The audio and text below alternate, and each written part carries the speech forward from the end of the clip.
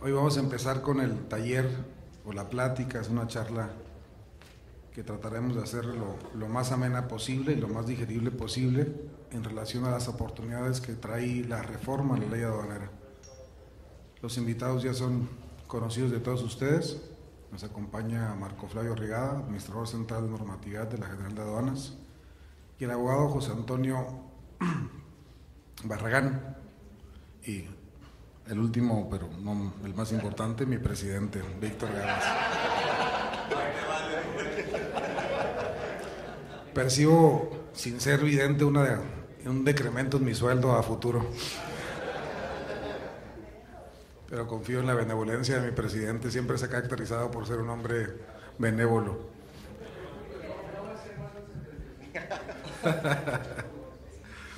Con los buenos deseos de don Julio, empezamos con la plática. Le voy a ceder el uso de la palabra a Marco para que nos haga el favor de comentarnos sobre el objetivo de la plática, sobre el objetivo de la charla, y la vamos a ir llevando de una manera, esperamos, muy dinámica.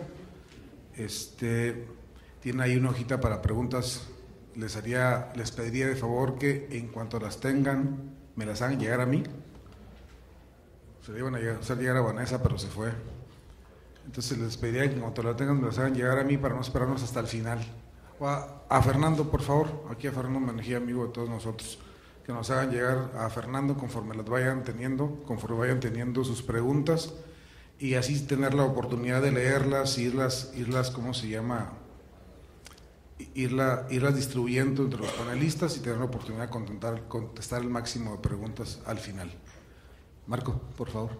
Gracias a todos, muy buenas tardes. El reto de hoy es viernes, ¿no? Cancún, solecito, whisquitos allá afuera, y tener que meternos en un salón a hablar de la ley aduanera, ¿no? Pero como ese reto voy a tratar de superarlos.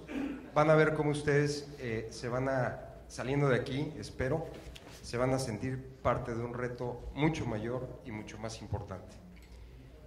Quisiera yo iniciar la plática, por supuesto, señalando que hoy van a tener la oportunidad de ver y de dar una repasada a todo lo que fue la reforma aduanera con una visión propositiva.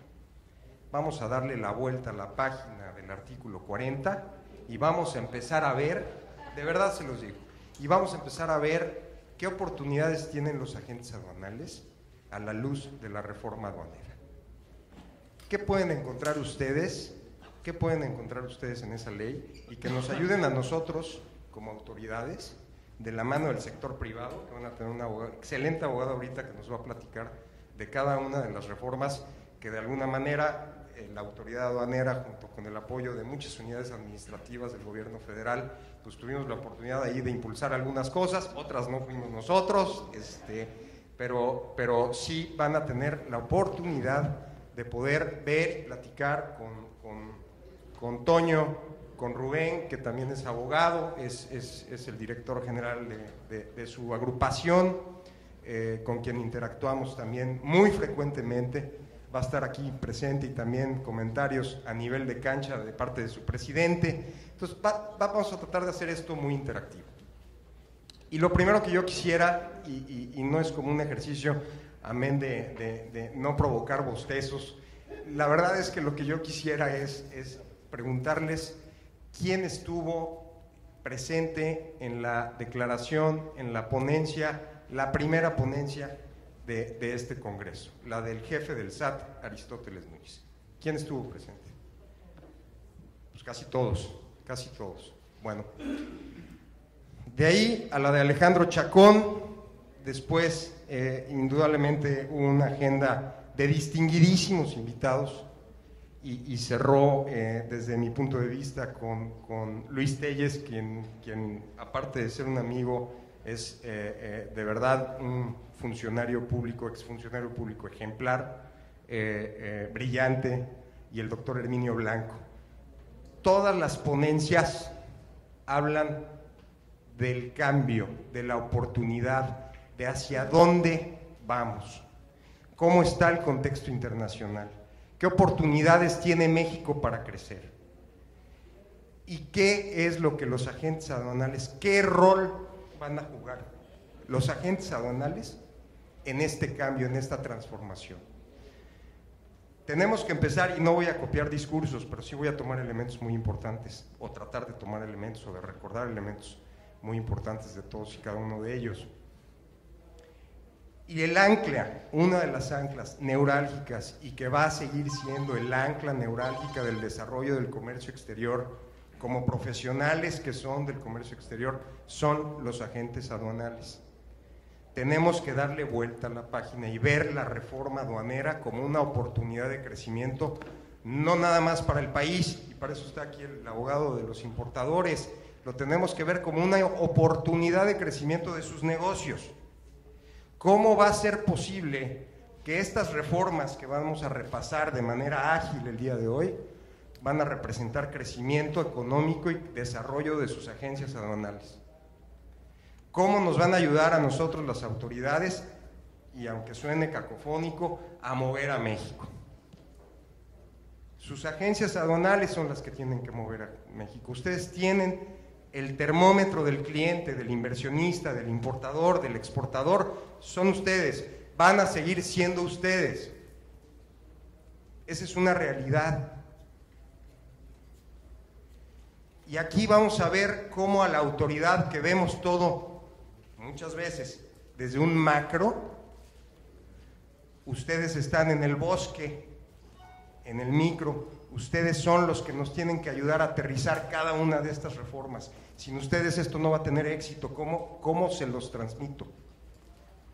La reforma aduanera no va a tener éxito sin ustedes, si no hacemos esa, como dijo el jefe del SAT, sociedad indisoluble.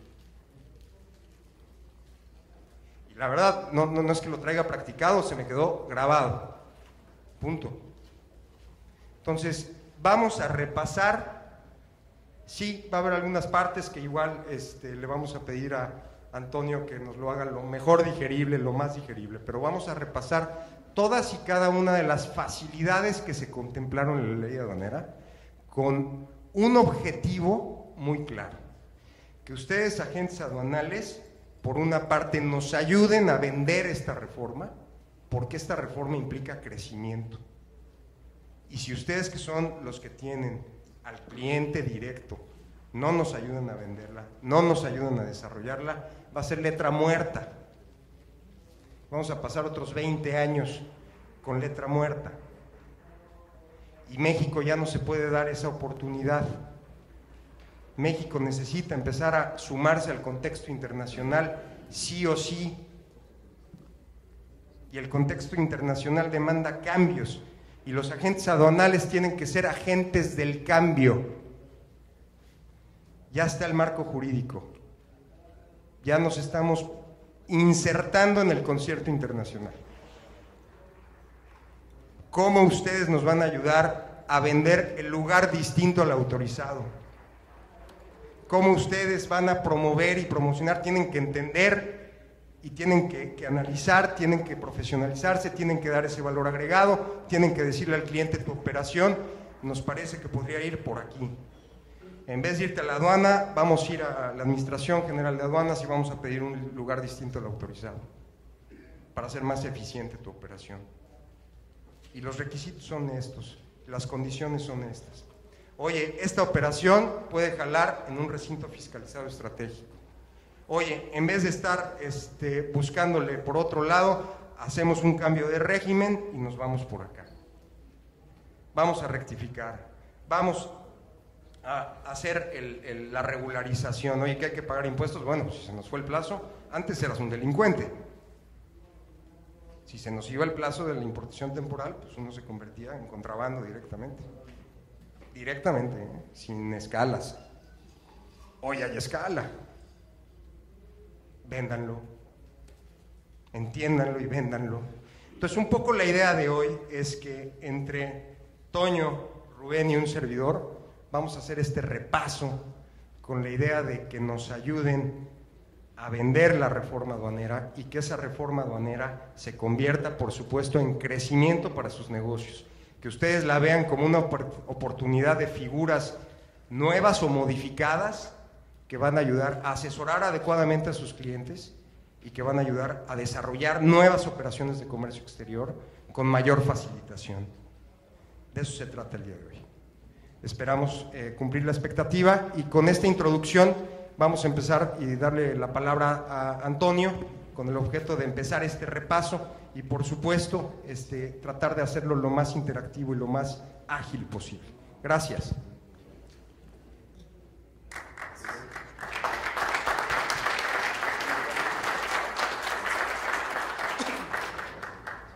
Señores, muy buenas tardes. ¿Estamos despiertos? ¿Sí? Todavía, ¿no? Todavía. Esperemos que no los arrulle, esperemos que nos activemos y que tengamos una muy buena participación de todos. Vamos a estar interactuando con todos ustedes con el ánimo de platicar de todos estos cambios, como ya lo comentó Marco. La idea y el objetivo de esta sesión, de este taller, es reconocer las bondades de la reforma publicada oficialmente. ¿Cuándo? ¿Cuándo se publicó la reforma Ley Aduanera, señores? El 9 de diciembre del 2013, entrando en vigor, ¿qué día? El 10. Esto es interesante porque recordarán que la reforma Ley Aduanera también estuvo acompañada con la reforma fiscal, que son dos materias que van totalmente de la mano, pero que si bien es cierto hay una diferencia importante por cuanto hace a su fecha de entrada en vigor de estas disposiciones. Ley Aduanera, como ya lo confirmamos, es el 10 de diciembre y el paquete de reforma fiscal, que también nos habla de comercio exterior, entró en vigor, ¿cuándo? El 1 de enero del 2014. Bien, pues antes de empezar con esta plática y meternos de lleno a la materia, a mí me gustaría agradecerles a todos ustedes por invitarme a su casa. Es un honor estar con este gremio tan prestigiado, agradeciendo principalmente la invitación a Víctor. Gracias por pensar en nosotros, por considerarnos, Víctor, junto con Rubén. Y bueno, pues todavía mayor honor el compartir este foro con una autoridad tan distinguida como lo es Marco. Entonces vamos a estar en este par de horas trabajando con todos ustedes. Cuando a mí me platicó Víctor cuál era la idea de este taller, pues la verdad me pareció un excelente proyecto, porque rara vez vemos este tipo de talleres, señores, en donde está el sector privado. Yo la voy a hacer del sector privado, yo vengo a platicar derivado de que tengo un contacto directo y constante con los importadores que son mis clientes. Yo vengo a platicar cómo lo ve ese sector en específico este tipo de reformas, y estaremos interactuando con la autoridad, con Marco, para que él nos ayude con su punto de vista como autoridad, y con Rubén, con Víctor, para que también nos den su punto de vista como los agentes aduanales. Entonces es un taller al que hay que sacarle mucho provecho, los invitamos a participar, ¿de acuerdo? Bien. Ok, vamos a arrancar con estos temas. Voy a partir del objetivo. El objetivo, como ya bien lo mencionó Marco, es conocer las reformas de mayor importancia, de mayor impacto en materia aduanera, con el objeto de realizar una planeación estratégica. Les quiero decir que en materia de comercio exterior es rara la empresa que hace planeación estratégica en esta materia.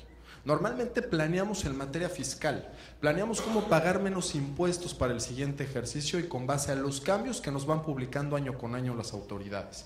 Pero en comercio exterior se nos olvida, lo cual es sumamente necesario. Y esa planeación, señores, la tenemos que realizar de la mano con nuestros clientes. Ya lo dijo Marco, ustedes son agentes del cambio. Con base a todas estas publicaciones nuevas en donde se aterrizan tratados internacionales, en donde se están aterrizando las buenas prácticas en nuestra materia, ustedes se las tienen que difundir, se las tienen que llevar a la mesa a todos sus clientes y planear con ellos cómo tener menores incidencias durante la operación aduanera, cómo evitar embargos, cómo evitar que nuestros clientes sean suspendidos del padrón de importadores. Es lamentable cuando tú te sientas con un importador y le preguntas, oye, ¿conoces todas las causales por las cuales puedes perder tu padrón?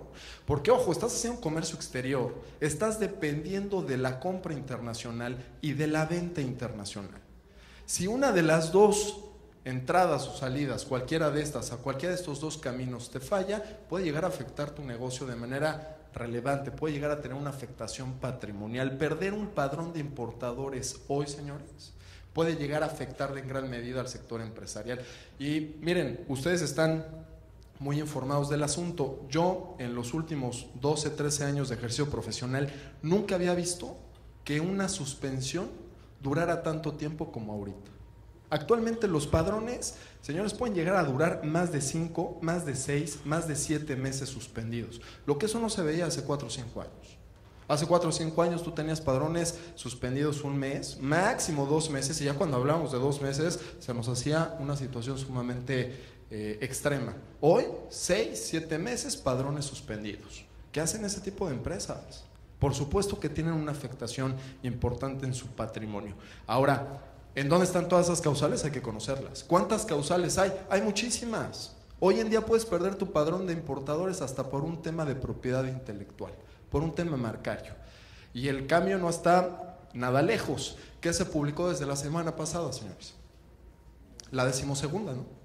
La 12ª resolución de modificaciones a las reglas de carácter general en materia de comercio exterior, en donde ya tenemos un identificador nuevo, el MC, ¿no? Ya tenemos un identificador nuevo, apéndice 8 del anexo 22, y ya también tenemos un anexo a reglas de carácter general nuevo, que es el anexo 30, ¿no? ¿Y de qué nos habla ese anexo? ¿De qué nos habla ese identificador, señores? De las marcas. De todas las mercancías que por fracción arancelaria listadas en el anexo 30, y que también hay una relación con el anexo 10, padrones sectoriales, que van a necesitar para el efecto de su importación que sea declarada la marca a nivel complemento de este nuevo identificador.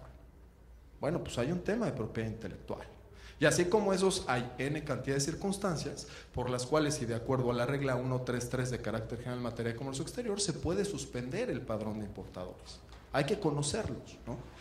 Algo que yo les quiero dejar, derivado de mi percepción, derivado de mi práctica con todos los importadores, les quiero dejar muy claro, y sobre todo para ustedes carguen con esa responsabilidad tan importante, es que ustedes son los asesores del importador y del exportador. Yo cuando platico con mis clientes me dicen, no, pues es que me lo dijo mi agente aduanal y así debe de ser. Los importadores creen ciegamente en ustedes, señores. Ustedes tienen una doble labor, ¿no? Llevar a cabo el despacho aduanero de las mercancías, pero también transmitirles todo este tipo de cambios para que los importadores realicen planeaciones estratégicas en esta materia y con ello eviten todo este tipo de sanciones, y que por el contrario puedan hacer suyos los beneficios que vamos a ver el día de hoy, con tal de evitar mayores tiempos durante el despacho, que al perder tiempo se pierde dinero, con tal de evitar embargos, con tal de evitar sanciones innecesarias y al contrario tener un comercio exterior eficiente. Todos y cada uno de los cambios que vamos a platicar los vamos a ver bajo la óptica de la facilitación aduanera. ¿Qué me ofrecen? ¿Cómo facilitan mi operación de comercio exterior? Bien, rápidamente, desde el artículo 2 hubo cambios, señores, ¿no? Interesantes, desde el artículo 2 de la ley aduanera, en donde nos dan a conocer cuál es la diferencia a manera de conceptos entre un documento electrónico y un documento digitalizado. Algo que de alguna forma ya conocíamos, al menos en la operación, al menos en la práctica, porque ya veníamos trabajando con la ventanilla única, ¿no? De facto y a través de reglas de carácter general nosotros ya conocíamos este tipo de operación, ya sabíamos que teníamos que hacer COBES, documentos electrónicos, y ya sabíamos que teníamos que digitalizar documentación para enviarlos para efecto del despacho. Bueno, pues le dan vida jurídica el 9 de diciembre con motivo de esta publicación y nos dejan claro cuál es la diferencia entre uno y otro documento. Y entonces, la diferencia entre un documento electrónico y un documento digitalizado, ¿cuál será? Que el documento electrónico, señores, es aquel mensaje, ambos son mensajes, ¿de acuerdo? Así lo define la ley aduanera. Ambos son mensajes, solo que el documento electrónico es un mensaje que contiene información a través de una captura de datos, ¿no? Que va a ser generado, que va a ser transmitido, que va a ser entregado, que va a ser recibido por la autoridad y archivado por medios electrónicos. Ese es un documento electrónico. Ejemplo, el comprobante de valor electrónico. ¿De acuerdo? Es aquel que tú generas capturando los datos que contiene tu factura y que una vez que lo formalizas con tu sello digital o tu firma electrónica avanzada a través de la ventanilla digital, bueno, pues es un documento que ya vas a poder utilizar para efectos del despacho. Un documento electrónico. Continúa diciendo la ley, y un documento digitalizado será también un mensaje que contiene información, pero no a partir de la captura de datos, sino en virtud de reproducir electrónicamente un documento impreso o por escrito. Le vamos a sacar una foto, ¿no? Es un PDF, ¿no?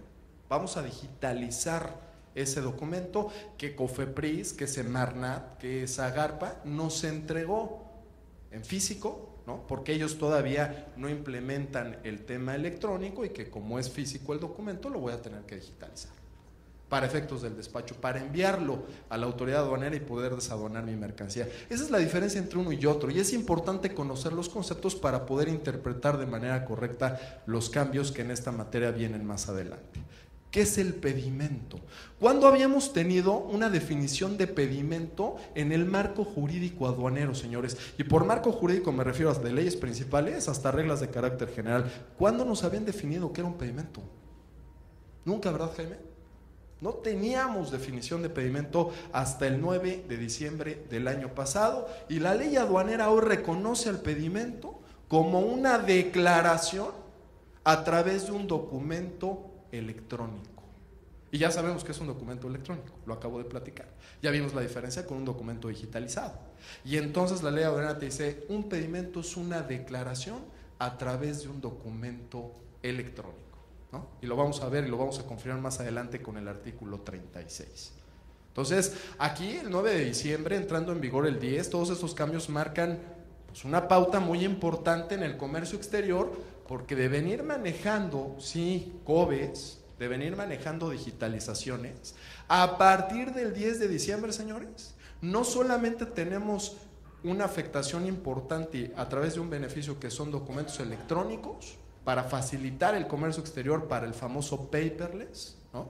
Sino que también tenemos nuevas obligaciones, y que no se nos olvide, porque esto no solamente nos hablará de facilitar, sino que al reconocer el cambio y al reconocer que tengo nuevas obligaciones y las atienda, voy a evitar problemas innecesarios con la autoridad, ¿no?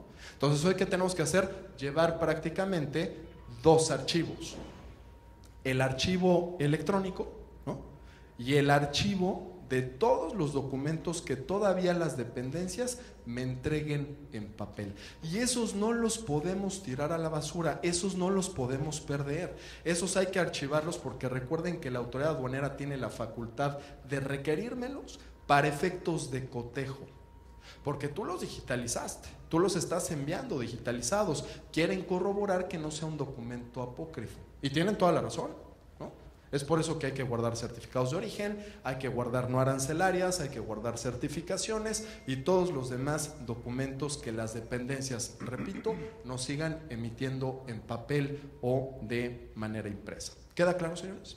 Recuerden, por otro lado, que ya también, y lo veremos más adelante, las auditorías, las revisiones se van a tener que atender de manera electrónica, y ese fue un cambio no solamente a la ley aduanera, sino al Código Fiscal de la Federación. Ya hay otra forma de fiscalizar el comercio exterior, y esto es a través de auditorías electrónicas. Y esto de auditorías electrónicas, pues lo único que nos quiere decir, y aquel que quiere estudiar el capítulo correspondiente en el código, es que se van a tener que atender de esa manera, de manera electrónica. Y más adelante nos vamos a meter entonces con los buzones, ¿no? El buzón tributario, el buzón aduanero, las notificaciones electrónicas, ¿vale? Entonces todo tiene que ver, sí, con una facilitación, porque ya todo es electrónico, paperless, de una manera sencilla, de una manera eficiente, de una manera rápida, desde tu computadora, pero que también, que no se nos olvide, implicará nuevas obligaciones, ¿no? ¿A partir de cuándo entra en vigor esa obligación? ¿Quedamos? Del 10 de diciembre del 2013, ¿no? A partir de ese momento, como agentes aduanales, como importadores, como exportadores, debemos de mantener esa contabilidad de manera electrónica. Bien, todos estos mensajes que ya quedamos que son electrónicos, tanto los digitalizados como los documentos o archivos electrónicos, se van a tener que enviar a la autoridad a través de un vehículo que ahora la ley aduanera se le ha llamado Sistema Electrónico Aduanero, ¿vale?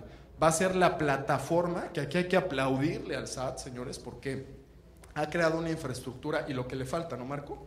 Le falta mucho camino a ello, pero han avanzado a pasos gigantes, a pasos enormes, para que hoy podamos hacer una operación. Imagínense todo lo que implicó hacer el despacho aduanero de manera electrónica, ¿no? Adelante. Perdón, nada más un comentario al margen muy rápido. Como ustedes saben, resulta ser que México va a la vanguardia en BUSEM. Estados Unidos no tiene BUSEM todavía. La va a tener hasta 2018. Con todas las inversiones y con todo el poder y con todo el dinero, hasta 2018. Canadá va a ser un poquito antes. Va a estar por ahí de 2016, Jesús, más o menos, ¿no? Alrededor de 2016. Pero lo que quiero transmitirles es, México ya tiene su BUSEM, es una herramienta, de verdad, sé que se cae, sé que hay contingencias, sé que hay problemitas.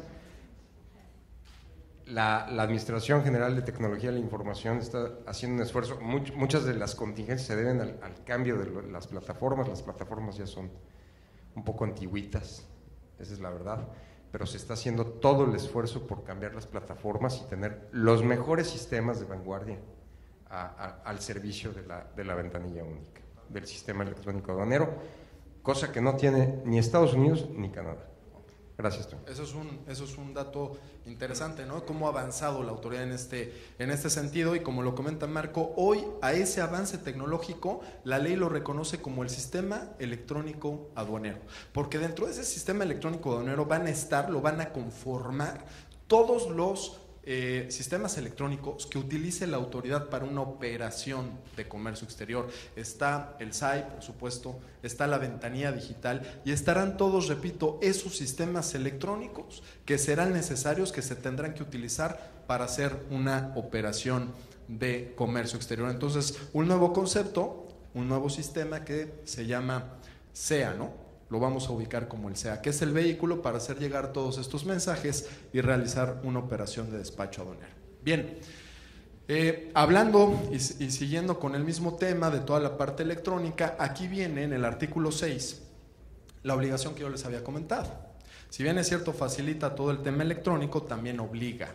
Y en ese artículo 6 nos dicen, todos los documentos electrónicos y digitalizados los vas a tener que conservar. ¿Durante cuánto tiempo, señores? 5 años, eso siempre se nos ha ido a la mente, ¿no? Son 5 años porque de eso me habla el Código Fiscal de la Federación. Totalmente de acuerdo con ustedes, sin embargo, también deben de ir un poquito más allá. El propio código establece en algunos casos, en algunos supuestos, que los 5 años se pueden convertir en 10, ¿no? Y en algunos otros, ¿no? Dependiendo del tipo de operación, incluso pueden llegar a tratarse, y sobre todo cuando se llega a tratar de infracciones continuas o continuadas, y aquí me quiero meter con el régimen temporal, cuando se vence, también lo platicaba Marco, hoy tenemos una facilidad que más adelante vamos a comentar para las temporales vencidas, ¿no?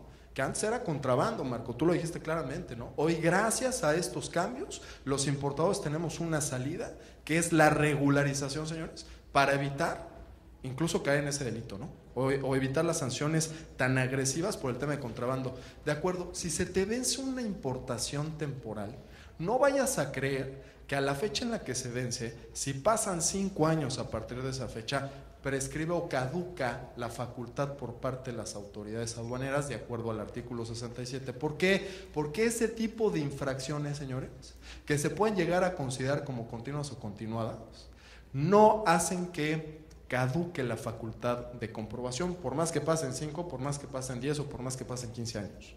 Porque todos los días sigue siendo contrabando a partir del último día del plazo de permanencia. Hasta en tanto que, lo dijo Marco, no lleves a cabo una regularización de acuerdo al 101 de ley aduanera y pagues los impuestos que debas de pagar, con sus actualizaciones y recargos. Incluso el beneficio es tan importante que ya hasta nos quitaron la multa, ¿no? Siempre y cuando lo realicemos de manera espontánea, siempre y cuando regularicemos previo al ejercicio de facultades de comprobación. ¿Queda claro? Entonces, 5 años sí de base, sí de entrada, pero habrá que revisar el tipo de operación que se realizó para evitar caer en una infracción continua o continuada, ¿no? O si no caemos o acreditamos los supuestos que de 5 se pueden ir incluso hasta 10 años. Aquí también quiero hacer una precisión.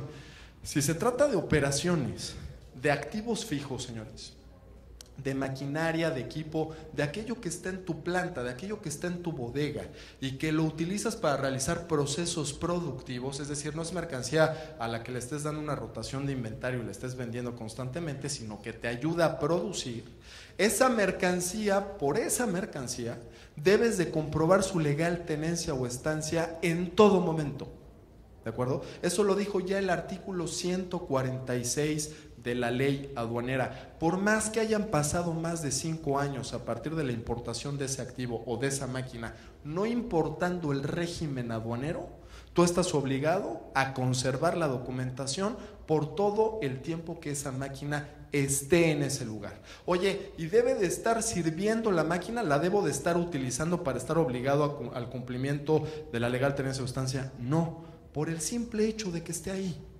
¿De acuerdo? Entonces, ¿a qué nos lleva esto? Ya nos invitó Marco a ver esa solución. Bueno, pues a que hagas una auditoría, ¿no? A que revises tus inventarios, a que salgas a tu planta, a que le recomiendes a agente aduanal, a tus importadores, exportadores, que hagan este tipo de revisión con tal de determinar si hay alguna máquina o alguna mercancía que no tenga pedimento, y a ti te conviene, porque se van a acercar a ti y a ti te van a pedir la regularización.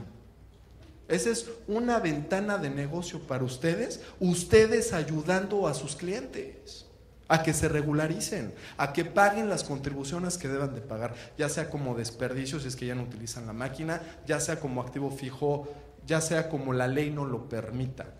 Y es una fuente de riqueza, una fuente de negocio para todos ustedes, cumpliendo con los cambios a la ley aduanera, ¿no? Fíjense qué interesante está ese aspecto. Bien, otra cosa que les quiero comentar es que la ley aduanera establece que toda la información que se transmitió electrónicamente por medio del sistema electrónico aduanero va a tener plena validez, ¿no? ¿Esto qué quiere decir que tenga plena validez? Que todo lo que enviemos electrónicamente las autoridades lo van a ver como lo correcto, como lo que tiene que prevalecer, ¿de acuerdo? Tiene validez plena. No tenemos que adminicular con otra prueba, ¿no? Como decimos los abogados, no tenemos que adminicular. Hace prueba plena lo que transmitimos electrónicamente. ¿Yo a qué los invito? A que normalmente esa captura de los COBES y de los pedimentos, pues obviamente está en manos de todos ustedes. Si cometemos algún error en la captura y si transmitimos de manera incorrecta la información, olvídate de la sanción de los 18,000 pesos. ¿Qué me dices? Olvídate, pues a ver, págala tú, ¿no? Estoy de acuerdo, pero a ver, olvídate de esa parte. Al final del día tu cliente, tú pagando los 18,000 pesos, no le quitas la afectación al cliente por cuanto hace a la validez plena de la información transmitida. Si la transmitiste mal y te multaron y la pagaste, y si esa información sigue mal, el que va a ser responsable va a ser tu cliente. Entonces, ¿qué hay que hacer? Identificar para corregir, para rectificar, señores, que otra de las ventanas de oportunidad que vamos a platicar más adelante van a ser los cambios al artículo 89, a la regla 611, del cómo hoy nos permiten rectificar prácticamente todos los campos, salvo que se trate de datos de interés nacional, y que aún y tratándose de datos de interés nacional, tenemos la oportunidad de hacerlo a través de este esquema de rectificación. Sí, con un visto bueno de autoridad, y que incluso esa regla, de una vez les adelanto y más adelante les platicará Marco, tiende a modificarse para hacerla todavía más sencilla, en beneficio de todos nosotros. ¿De acuerdo? Entonces, ese también es un punto que quiero recalcar para que todos tengamos claro de la responsabilidad por cuanto hace a la transmisión de información en medios electrónicos que recaen ustedes. Notificaciones electrónicas. Ojo, esto de las notificaciones electrónicas pretende implementarse de la siguiente manera. ¿Han escuchado esto de los buzones? ¿No? ¿Qué hemos escuchado de los buzones, señor? ¿Sí? ¿Qué ha escuchado de los buzones?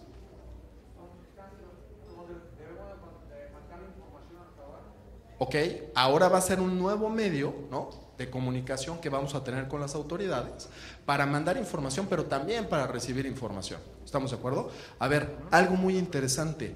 Va a haber dos buzones, el buzón aduanero y el buzón tributario, señores. El buzón aduanero, como su nombre lo dice, es en donde voy a recibir notificaciones electrónicas. ¿Cuál es la diferencia entre uno y otro? Que en el aduanero voy a recibir notificaciones electrónicas que tengan relación con todos los trámites y gestiones que realice en materia aduanera. Todos los trámites del despacho, prácticamente, y todos los que yo necesite para realizar una operación de comercio exterior. Ahí tendrá que ver todo el tipo de actos administrativos de notificaciones que tengan que ver con gestiones y trámites. El buzón tributario, porque muchos pensamos, entonces nada más voy a revisar el aduanero, no, pues es a lo que me dedico. Ustedes como agentes aduanales contribuyentes y como prestadores de servicios, igual sus clientes, van a tener que revisar los dos constantemente. Porque en el tributario nos van a dar a notificar, o nos van a notificar electrónicamente, todos los actos administrativos y de fiscalización. ¿De acuerdo? Entonces, algún requerimiento, alguna multa, alguna sanción, alguna negativa para la devolución de los saldos a favor de IVA, se va a ir al buzón tributario. El estatus de mi trámite de solicitud de permiso, de certificados de origen y todo ese tipo de gestiones para realizar una operación de comercio exterior, se va a ir al aduanero. Y ambos se van a manejar de manera distinta. ¿Y por qué me refiero a que se van a manejar de manera distinta? Porque van a tener diversos plazos para que surtan efectos las notificaciones. Miren, como abogado normalmente uno le recomienda a sus clientes, cuando lleguen y toquen la puerta los verificadores del SAT, ¿no? Córrele. ¿Qué pasa con el representante legal, señores? No está, ¿no? Aunque esté encerrado con 3 llaves en su oficina, ¿estamos de acuerdo? Abajo del escritorio, pero no está. ¿Y qué hace el actuario por parte del SAT? Dejar un citatorio, ¿no? Y entonces de ahí empieza todo el procedimiento, que debe de cumplir con ciertas reglas. Y si no cumple con esas reglas, se puede caer, ¿no? Al otro día llega, ¿qué otro día? El que diga en el citatorio y en la hora que dice el citatorio. Y vuelve a pedir por el representante legal. ¿Ya llegó? No ha llegado, ¿no? Sigue de viaje, no se ha parado por aquí. Anda en Cancún, ¿no? En el Congreso de Karen. Bueno, pues tampoco llegó. ¿Qué hacen? Se practica la notificación con las personas que la atiendan. ¿Estamos de acuerdo? Siempre le recomendamos al representante, trata de no notificarte con tal de que cometa un error la autoridad y que de eso lo hagamos valer en un procedimiento contencioso administrativo. Hoy eso va a cambiar. Porque hoy la notificación electrónica te dice, te voy a notificar estando o no estando. Porque te va a llegar un aviso de disponibilidad de notificación a tus correos electrónicos. Al menos para el buzón aduanero vas a tener que dar de alta hasta 5 personas, con correos electrónicos de 5 personas. Y algo muy importante, esas 5 personas que des de alta para recibir esos correos de avisos de notificaciones, van a necesitar tener RFC activo, ¿no? No es como los capturistas privados para BUSEM, que ahí nos pegan un CURP.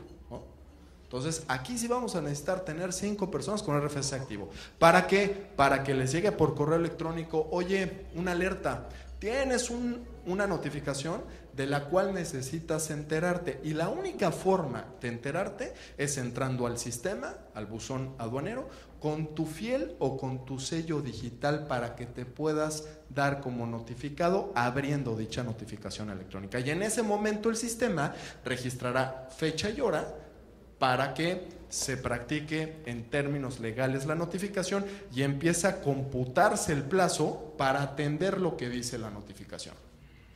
¿Queda claro, señores? Bueno, el buzón aduanero te dice, a ver, te voy a hacer llegar la notificación electrónica a cada uno de los 5 correos electrónicos y a partir de que llegue esa notificación a los correos, quien lo reciba va a tener 5 días a partir de la fecha en la que llega.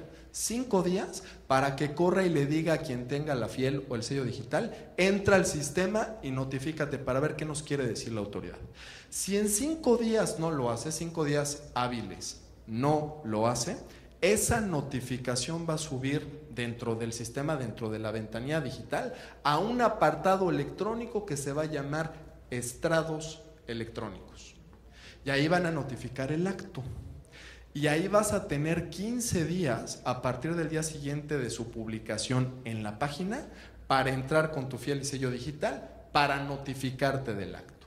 Si te sigue dando miedo entrar a notificarte, te dice la ley, a partir del 16º día de aquellos 15 que permaneció la notificación en los estrados electrónicos, se va a dar por notificado al contribuyente. Y a partir de ahí, señores, empieza a correr el plazo contigo o sin ti. ¿De acuerdo? Entonces, 5 días para abrirlo a partir del mail en donde viene el aviso de disponibilidad de notificación, 15 días estrados electrónicos y al 16º surtirá plenos efectos. O desde los 5, si entraste a notificarte, que es lo que yo te recomiendo, ¿no? Con tu sello digital o con tu firma electrónica avanzada, a partir de ese momento se practica legalmente la notificación. ¿Queda claro? Eso es para el buzón aduanero, que ya vimos de qué tipo de notificaciones nos van a hacer llegar. En el buzón tributario son solamente 3 días. A partir de que llega la notificación al correo electrónico, 3 días, señores. Y si al tercer día tú no entras a notificarte, te van a dar por notificado. Y tengan cuidado porque ahí sí vienen los actos, ¿de qué quedamos? De fiscalización, a diferencia del aduanero, ¿no? Las dos muy importantes, las dos relevantes, hay que atenderlas debidamente. ¿Hasta aquí vamos bien? Vean la importancia. Adelante. Sin duda. De hecho, esa es otra de las obligaciones para administrar correctamente los buzones. Tú vas a dar de alta a las personas, obviamente, de confianza. Te dan 5 para que si una falta trabajar, otra sí te pueda avisar que te tienes que notificar, ¿no? De hecho, las que se dan de alta pueden tener sello digital para entrar a notificarse. Por eso debe ser personal de mucha confianza. Y el día que esa persona ya no labore con ustedes o esa persona ya no tenga por qué conocer de estos asuntos, se tiene que dar de baja. ¿De acuerdo? Y entonces dar de alta a una nueva persona que se tenga que ver con este tema. ¿Queda claro? Ok. Bien, entonces eso es por cuanto hace al buzón electrónico, que es un procedimiento al que le tenemos que entrar ya, ¿no?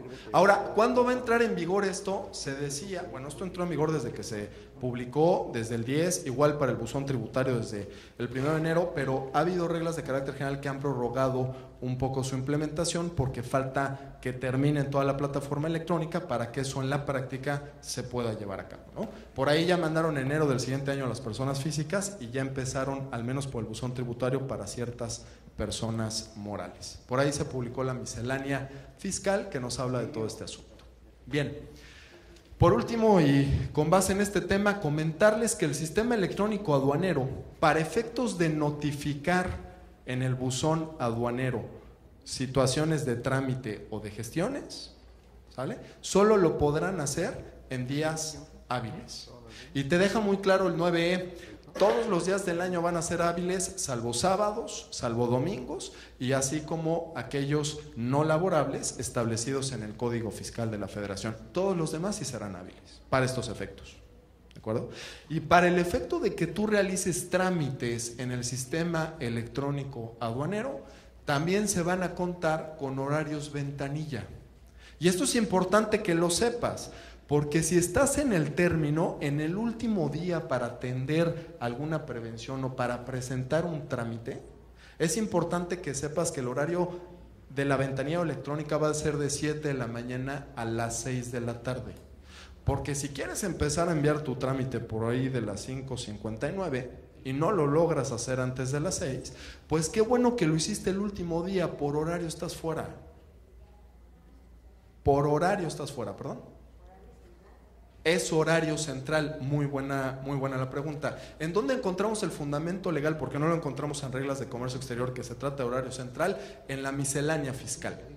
Que recuerden que el Código Fiscal de la Federación va a ser de aplicación supletoria a lo que establece la ley aduanera, y la miscelánea ya nos dijo, esto se aplicará tanto para el buzón tributario como para el aduanero, horario central, ¿no? Eso también es importante que se tome en consideración.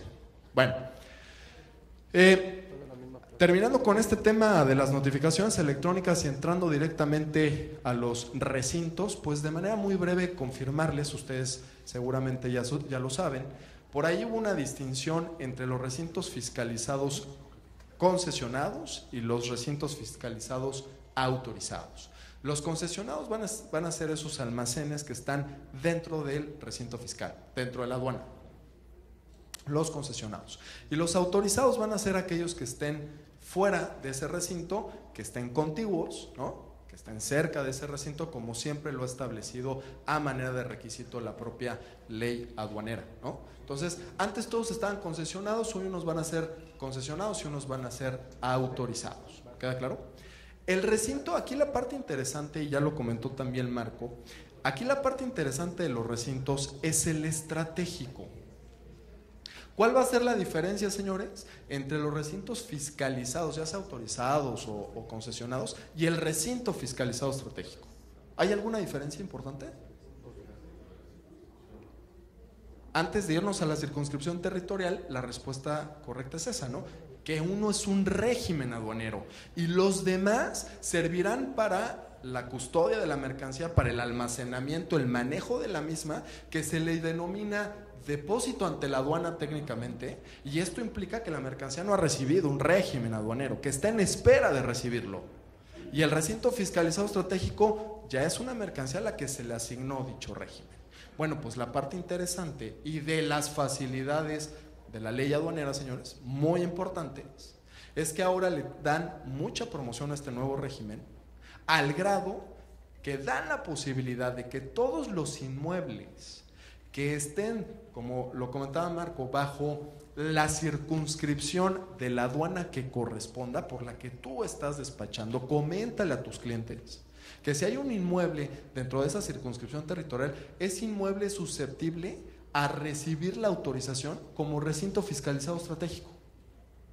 ¿Con qué finalidad? Bueno, pues con la finalidad de sacar o retirar la mercancía de la aduana esta que corresponda y mandarla para su almacenaje, para su distribución, para su exhibición, para su venta, para su elaboración, para todo lo que permite el régimen.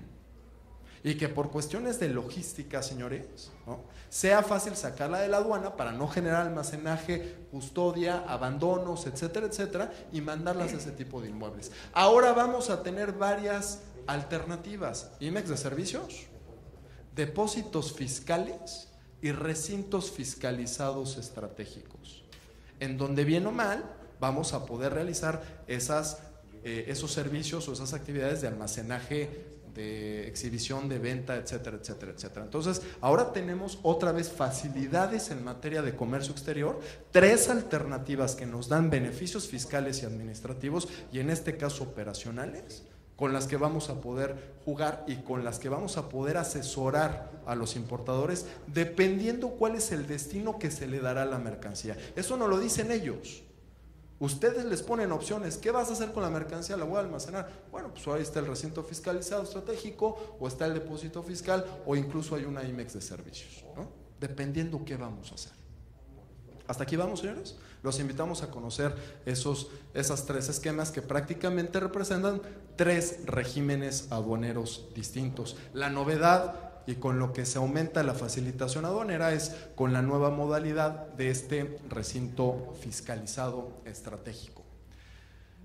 Ojo, hay un plazo de almacenamiento gratuito que bueno, pues no hay mucho que meternos al tema. Ustedes saben que para efecto del tráfico marítimo siempre ha existido un almacenaje gratuito de 5 días antes hábiles, se aumentó a 7 días naturales para la custodia y el almacenamiento. Sabemos que esto en la práctica no necesariamente se está llevando a cabo porque hay amparos, hay suspensiones. Aquellos que no hayan presentado su amparo y su suspensión, pues estarán esos recintos fiscalizados respetando estos 7 días de almacenaje y custodia gratuita. Algo muy sencillo. Bien, mencionar que la propia ley aduanera abre la posibilidad de que más prestadores de servicio, y no solamente los que se consideraban, presten el servicio de prevalidación electrónica de datos. Esto, por la exposición de motivos de la reforma a la ley aduanera, no tiene otro objetivo más que abrir ese servicio concesionado por el Estado a más personas, ¿no?, para una libre competencia, y que las tarifas y el servicio de prevalidación sean más competitivos. Transparentar la concesión gubernamental. Ese es el objeto prácticamente de la reforma al 16. Miren, esto también viene de Kioto y esto también representa una gran facilidad en materia aduanera. Y regresamos, Carlos, regresamos al recinto fiscalizado estratégico, ¿no? Ya platicamos de él, ya nos quedó claro qué vamos a hacer y qué bondades nos da. Ahora el recinto fiscalizado estratégico, ojo, nos va a ayudar, que ya quedamos que es un régimen aduanero, nos va a ayudar para que la mercancía que esté en depósito ante la aduana no cause abandono. ¿Cómo que no causa abandono? ¿En dónde encontramos los plazos para que una mercancía cause abandono si es que se rebasan, señores? En el artículo 29 de la ley aduanera. Y nos habla para importaciones 2 meses, para exportaciones 3 meses, para animales perecederos, explosivos, corrosivos, etcétera, 3 días, 45 si están en instalaciones especiales, ¿recuerdas? ¿No? O de manera voluntaria si es que así lo expresa el importador, puede causar abandono.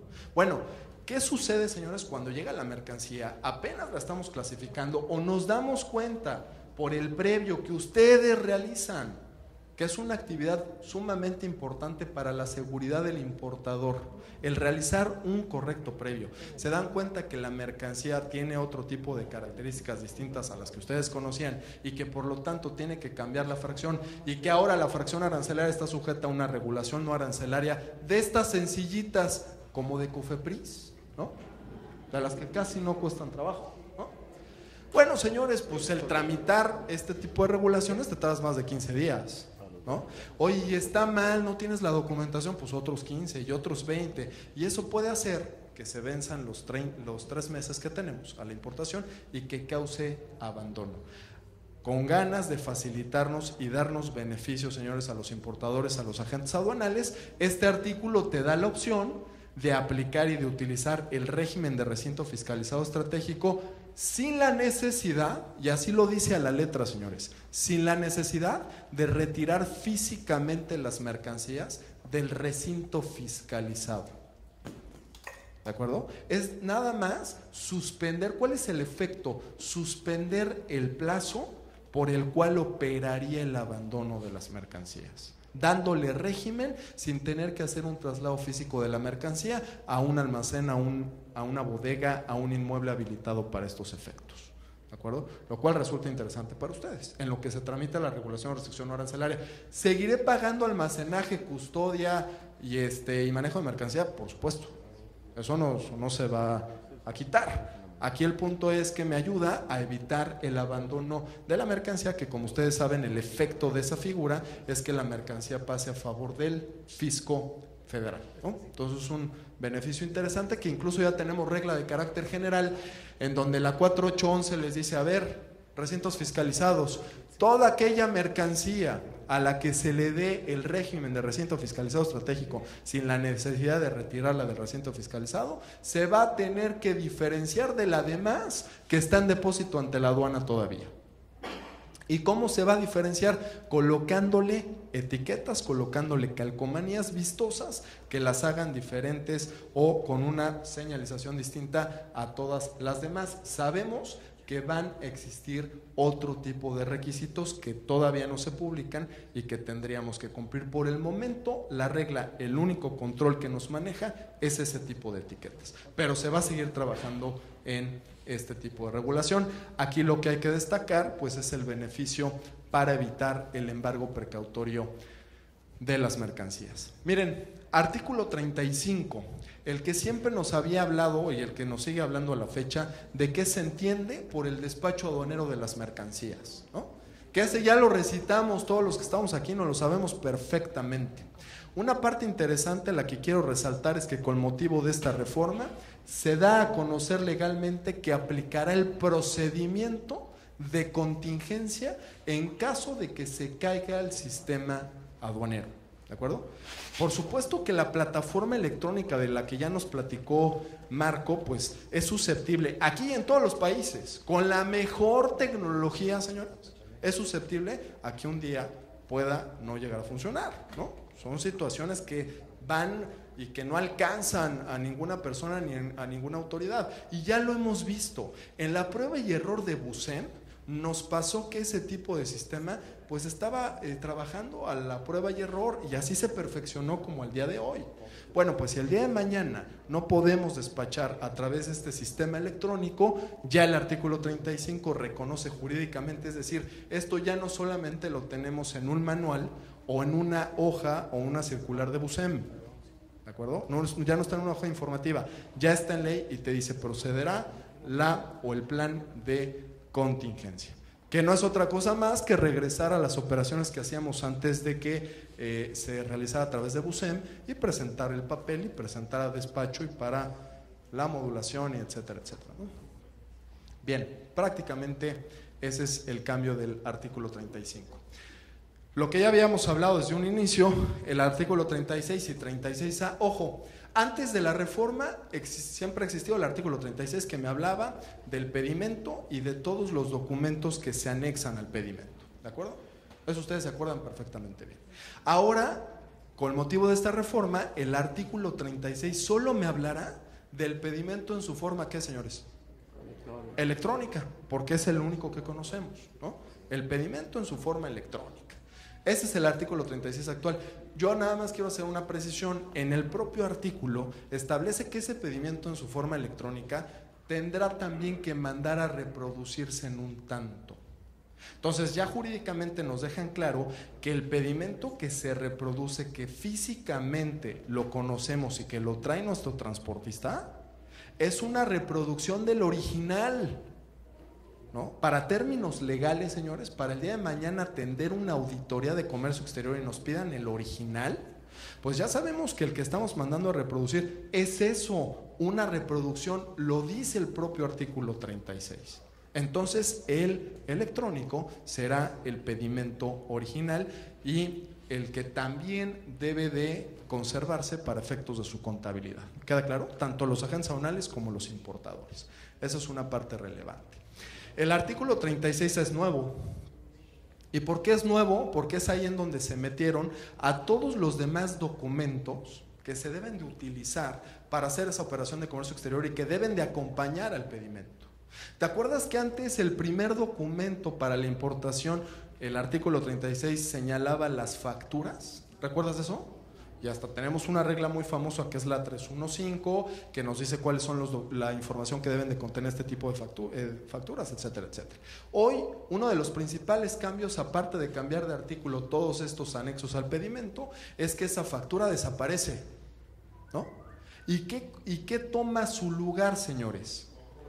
El COBE, que ojo, primer punto y primer detalle jurídico, no se reconoce como COBE en la ley, como tampoco en la ley se reconoce a BUSEM. En la ley se llama ventanilla digital. Y el COBE en el artículo 36A se llama documento electrónico, porque es electrónico, ya quedamos cuál es la diferencia entre uno y otro, que va a contener el valor de las mercancías y algo que quiero subrayar, y los demás datos relativos o relacionados con su comercialización. Así lo dice, ¿recuerdas?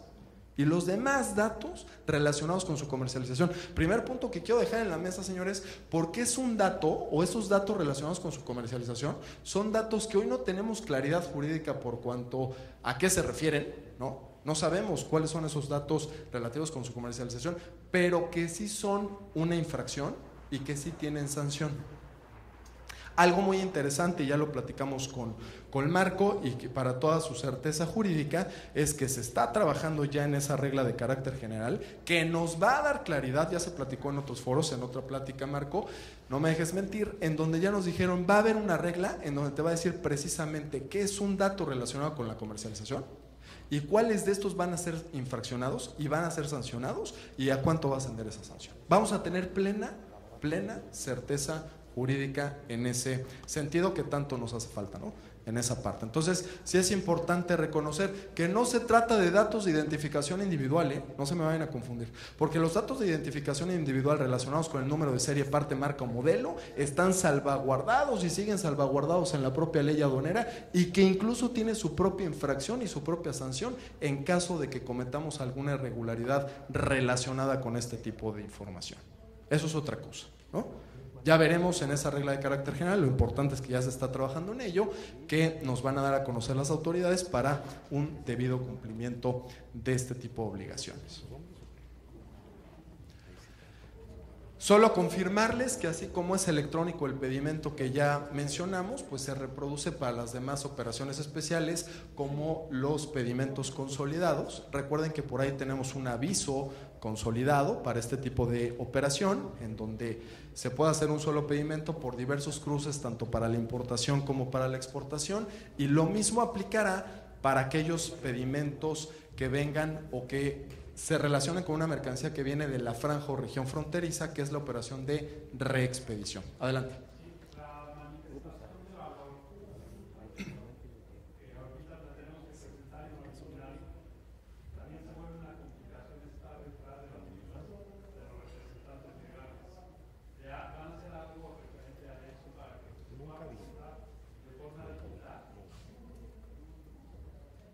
Sí, sí.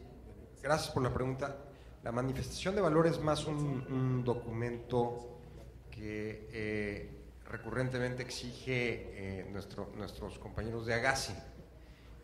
Son a quienes más les interesa la manifestación de valor por obvias razones, ¿no? A ellos les toca este ejercicio de ser los auditores de las operaciones de comercio de exterior y con el objeto de comprobar o que se demuestre adecuadamente el valor de la mercancía, es que ellos siguen pidiendo o exigiendo de alguna de las maneras la presentación física de este documento.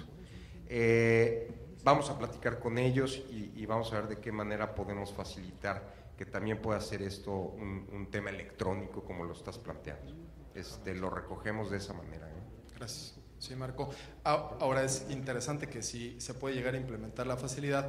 Lo cierto es que si hay una complejidad porque el representante legal o el apoderado con poder especial no quiere firmar o se le hace muy complicado. Lo cierto es que todos los que estamos aquí sentados, que somos los agentes aduanales, estamos interesados en esa manifestación. Nos interesa tenerla. Yo sé que es complicado.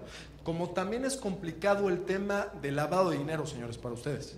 Que el cliente no se quiere identificar, no quiere dar toda la documentación para estar identificable por conducto de ustedes. Bueno, pues lo mismo es para la manifestación de valor, pero es algo que nos conviene.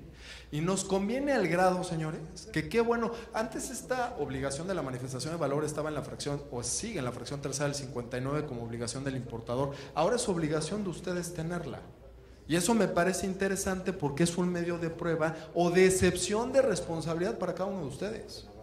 Ahora, ¿qué hay que hacer? Sí hay que pedírsela al representante legal y sobre todo, y que no se les olvide, que deben de confirmar que ese representante legal tiene poder suficiente para firmar ese documento. Porque el instructivo de llenado nos confunde un poco. Nos dice en la parte de firma, nos dice representante legal o importador, ¿no? Que quede claro, señores, que como se debe de leer ese instructivo llenado es el representante legal en tratándose de personas morales o importador cuando se trata de personas físicas, más no porque lo pueda firmar alguien distinto del representante legal, ¿no? Porque si lo firma alguien distinto del representante legal, quiero decirles que tienen una servilleta en sus expedientes, no sirve nada, ¿no? Para efectos legales, señores, tienen una servilleta, ¿no? Entonces vale la pena revisar con poderes que efectivamente, ojo, las manifestaciones de valor deben, mi recomendación como abogado es que deben de ser firmadas por un representante legal, por aquel que tenga poderes de administración, ¿no? O de dominio, mucho mejor de dominio, y si son poderes especiales, porque muchas veces se le da poder al cuate que maneja tráfico, o al de importaciones, o al de compras, que se les dan poderes especiales. Si son poderes especiales, que diga que van a ser también para esos efectos, ¿no? No con el trámite ante la Secretaría de Economía te vayas a quedar tranquilo, agente aduanal, de que es suficiente. Tiene que ser un poder especial y preciso por cuanto hace a la firma de este tipo de manifestaciones, porque son manifestaciones bajo protesta de decir verdad, ¿no? Adelante. Sí, puede ser, puede ser. Sí, ojo, pero me están hablando de un contrato de mandato. Qué bueno que se tenga. Muchas veces ni siquiera tenemos contratos de prestación de servicios. Mucho menos manejamos cartas de instrucciones, señores. Hay mucho que hacer y mucho que cuidar en la relación con sus clientes, ustedes como agentes aduanales, en lo particular, sacando ahorita al tema de la autoridad, ¿no? Entonces, debe de haber contratos de prestación de servicio o debe de haber contratos de mandato en donde se pueda llegar a salvaguardar ese tipo de situaciones jurídicas, ¿no? Eso es interesante. Y bueno, y si nos queremos ver todavía más formalistas, pedirle al propio representante legal que manifieste bajo protesta, decir verdad, que su encargo, que su poder no ha sido revocado. Así nos lo pide la autoridad siempre, ¿no? Quieren saber que quien firma está legitimado y que a la hora de que firmaron contaba con el poder suficiente y vigente como para llevar a cabo dicho acto en representación de una persona moral, ¿no? Adelante.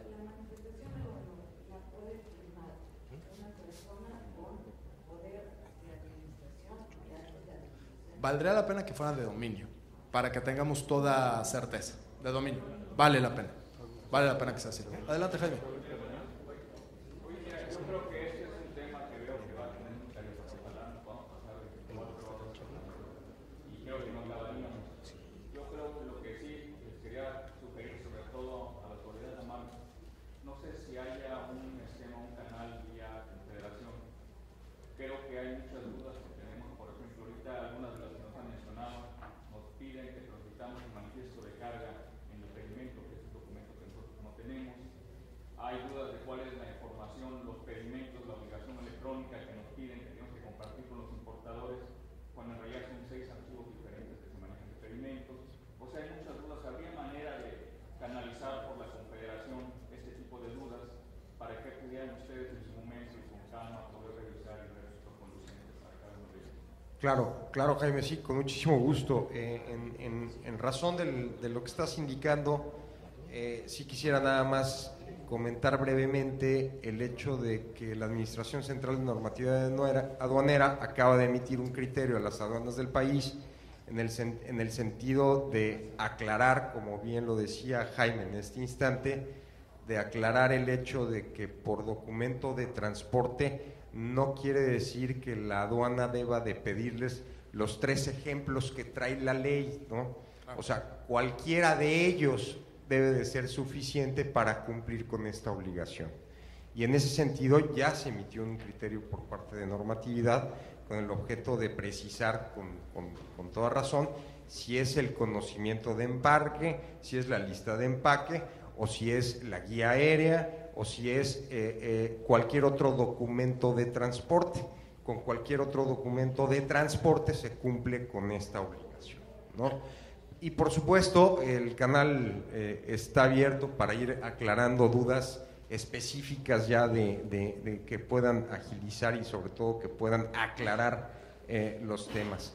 Es importante lo que está señalando Toño porque no podemos escapar a la realidad de que ustedes como agentes aduanales son responsables y están entre la espada y la pared en cuanto a que nuestro sistema, o sea, no se pueden alejar por una parte de la operación y por otra parte del cumplimiento de la ley y de la norma.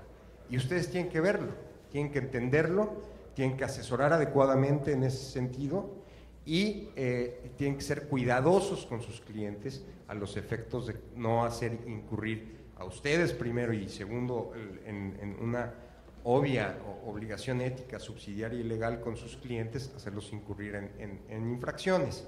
Entonces, siempre los abogados pues, recomendamos las más amplias seguridades, las más amplias seguridades en las operaciones, sobre todo en cuanto a los poderes, pues es pedir dominio. Por ahí escuchaba, oye, es que no todos te dan dominio, tienen razón, entonces siempre hay alguna manera para tratar de cumplir con la seguridad que requiere la operación. Pidan administración, actos de administración, pero quizás con cláusula especial. El poder de acto de administración, tan general como en derecho proceda, pero con cláusula especial para firmar inclusive manifestaciones de valor durante el despacho aduanero. Entonces, si el importador propiamente dicho dice, oye, espérame, inclusive, y déjenme hablar en voz alta, no, muchos de sus clientes se regirán a través de consejos de administración, de comités de cumplimiento y sus empresas, sus clientes les deben de decir, para que yo pueda obtener un poder general de actos de administración, agente aduanal es imposible, no te lo voy a dar. Bueno, dame uno, o quien me firme la manifestación de valor, cuando menos que sea un representante legal de la empresa, que tenga poderes generales para actos de administración, con cláusula especial para firmar todo este tipo de documentos que ustedes van a asesorarles de cómo deben de ser llenados. Yo creo que de esa manera, salvo tu mejor opinión, Toño, pudiéramos cumplir adecuadamente, jurídicamente hablando. ¿Qué pasa? Vivimos en un sistema formalista. Nuestra ley aduanera es parte del tronco común del derecho administrativo, que es de estricta aplicación. Del derecho fiscal y el derecho aduanero no existe, es de aplicación estricta. Y en ese sentido debemos de ser muy cuidadosos con el cumplimiento de la letra de la ley. Y el tema es que los sistemas formalistas como el sistema positivo jurídico mexicano vienen de que en épocas anteriores hubo muchos abusos en las monarquías, en los imperios, y de ahí vinieron esta gran división. No quiero aburrirlos con esta historia, pero es un poquito la razón de ser. ¿Por qué tan formalistas? Porque antes en los imperios y las monarquías, pues el rey de verdad así era, pues hacía lo que quería. Entonces viene la época de la ilustración, vienen las ideas, viene la liberación, la caída de las monarquías y de los imperios, nacen las repúblicas, y entonces dicen, quítale al monarca, quítale al emperador, quítale la discrecionalidad y el arbitraje con el que se conduce, y escríbele todo. Entonces, a partir de ahí hay un gran cisma en el derecho anglosajón, que son los americanos y son los ingleses, y el derecho civil romano, que somos al que nosotros pertenecemos, y nuestro derecho aduanero pertenece. Y es en el derecho civil romano donde escribimos todo con punto y coma para que la autoridad no se pase, para que no sea discrecional. Por eso somos tan formalistas con todos los actos.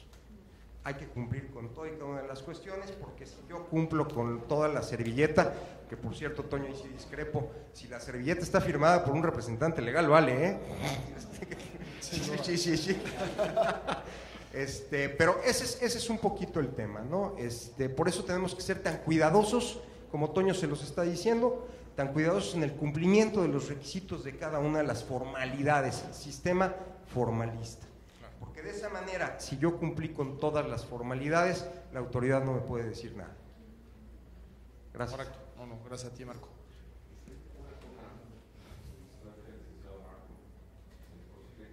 Muchas veces el cliente, si no le mandas el sustento legal, muchas veces no te quiere firmar el documento. No sería posible, en este caso en particular, ustedes hubieran emitido oficios donde se precisara que es actos de administración con cláusula especial. Sí, la Karen. Lo podemos emitir nosotros, ya en el pasado lo hemos hecho.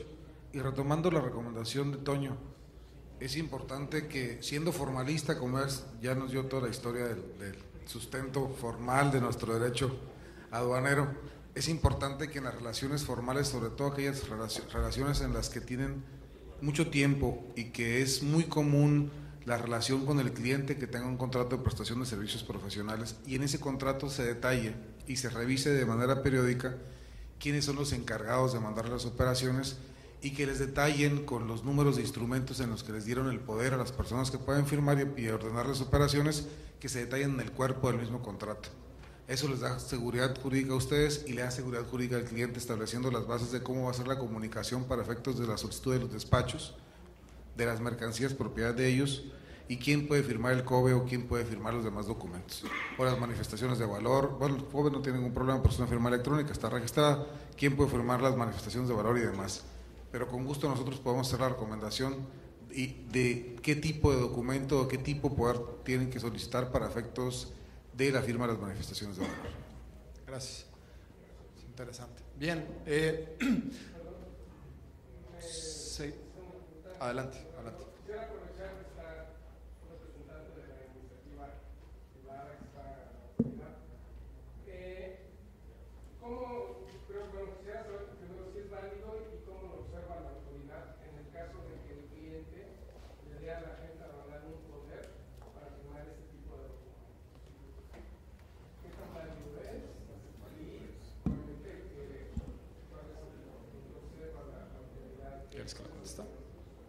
Ok, mi punto de vista, no sé, Marco. Por favor, Sí.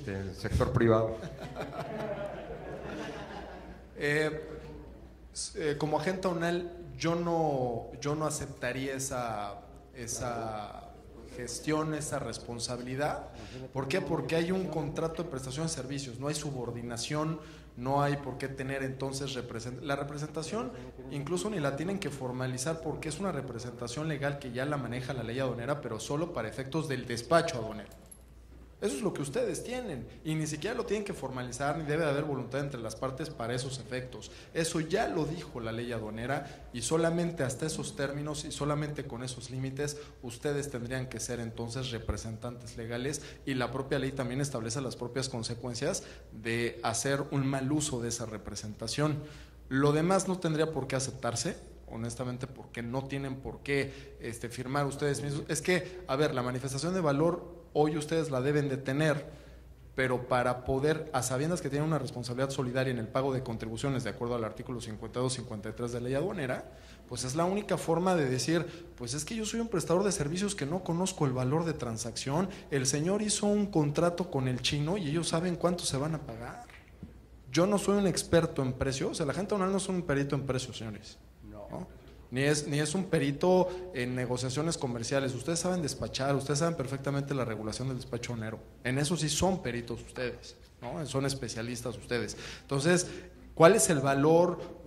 ¿Cuál es la negociación? ¿Cuáles son los descuentos? ¿Cuáles son los arreglos y acuerdos comerciales entre las partes para determinar un valor en aduana en las mercancías? Eso lo tienen que hacer ellos. ¿Cómo se cubren ustedes? Él me dijo que pusiera esos datos. Bajo protesta de decir verdad, él dice que son correctos, yo solamente estoy atendiendo al mandato, a esa representación legal, y entonces estoy poniendo ese dato. Si el día de mañana hay una subvaluación, pues el responsable para perder la patente no debo de ser yo, porque él me dijo que la pusiera, me lo dijo alguien que tiene interés jurídico dentro de la empresa, dentro de mi representado, y yo solamente hice las veces de atender el mandato y no otra cosa más. Por eso se desvirtúa, ¿no?, el que ustedes mismos sean los representantes para esos efectos. Esa es mi opinión. Adicionalmente, lo que dice Toño sería tanto como ser una duplicidad de funciones, ser yo el importador y el intermediario o el despachador o el agente aduanal que presta el servicio de despacho de mercancías. Recuerden que hay una causal de cancelación de patente que es declarar un valor distinto al que te da el importador. Al convertirte tú en representante legal del importador para efectos distintos a los del despacho, en algún otro documento que aparezca un valor diferente, tú pierdes tú te puedes diferenciar del importador y entonces tienes una mayor oportunidad de defensa. Yo lo veo muy riesgoso que tú asumas la representación del importador y a su vez hagas el trámite del despacho. Es como en aquellos casos en los que el agente aduanal hace el despacho de las mercancías con una comercializadora que es de su propiedad y él se convierte en el importador y el agente aduanal, entonces no sabes ni de quién es la mercancía, ni cómo vino, ni cuál fue ni la negociación, como decía Toño, ni cuál fue el valor real, y resulta que mañana o pasado sale un valor distinto y entonces sí tengo un problema fuerte porque no me puedo desligar de la operación diciendo a mí me entregó este listado de documentos porque ahora ya tengo una representación legal y supongo o asume la autoridad que tenías conocimiento y que te haces partícipe en una práctica que pudiese terminar en un ilícito y entonces podrías meterte en un problema.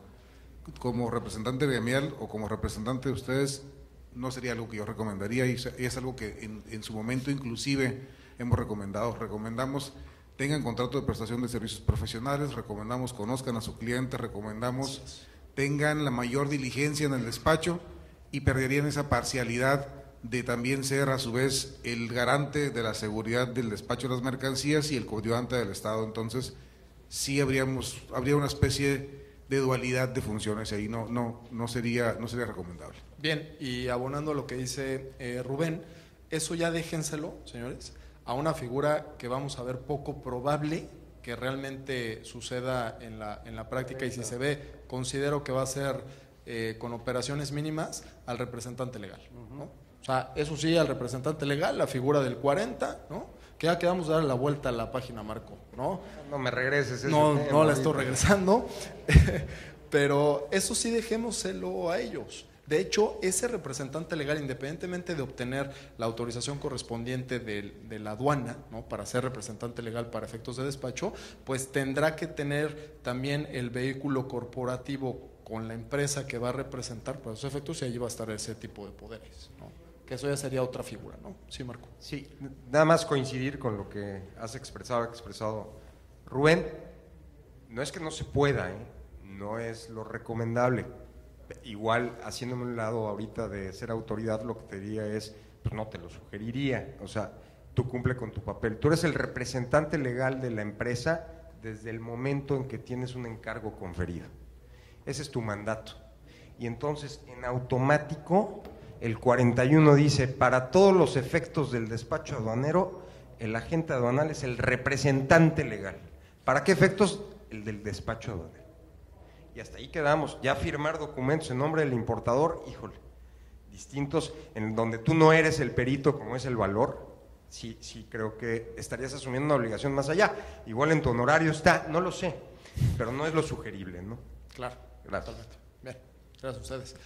Bien, pues señores, algo que ustedes también ya conocen y que se lleva a cabo en la práctica desde hace ya tiempo, antes de que entrara en vigor esta reforma, pues el reconocimiento aduanero único, ¿no? Esto también es recomendación de los acuerdos internacionales para facilitar el despacho aduanero de las mercancías. Entonces, con eso se lleva o se actualiza la ley aduanera a lo que actualmente está sucediendo. Algo también muy interesante y que hay que destacar a manera de facilitación es lo que sucedió en el artículo 10. Ahora ese artículo 10, el artículo 10 siempre nos ha hablado de la posibilidad de introducir mercancía al territorio nacional por lugar no autorizado. Ustedes saben que por ley tenemos que presentar cualquier mercancía que se interne al país o que se extraiga, se va a tener que hacer a través de un lugar autorizado, y los lugares autorizados son las aduanas, ¿de acuerdo? Bien, hay la posibilidad a partir del artículo 10 de que las mercancías que por su volumen, que por su dimensión no pudieran llegar a presentarse ante un lugar autorizado, ante una aduana, se pudieran despachar, se pudieran introducir o extraer formalmente por lugar no autorizado bajo el control aduanero, ¿no? Esa figura la hemos conocido desde hace mucho tiempo, solo que ahora, y a lo que quiero resaltar, es la modificación que te dice, no solamente ahora se podrá hacer uso de esa figura por cuestiones de dimensión o tamaño o características de la mercancía, sino que se incorpora a esa facilidad ahora la eficiencia y por facilidad aduanera, ¿no?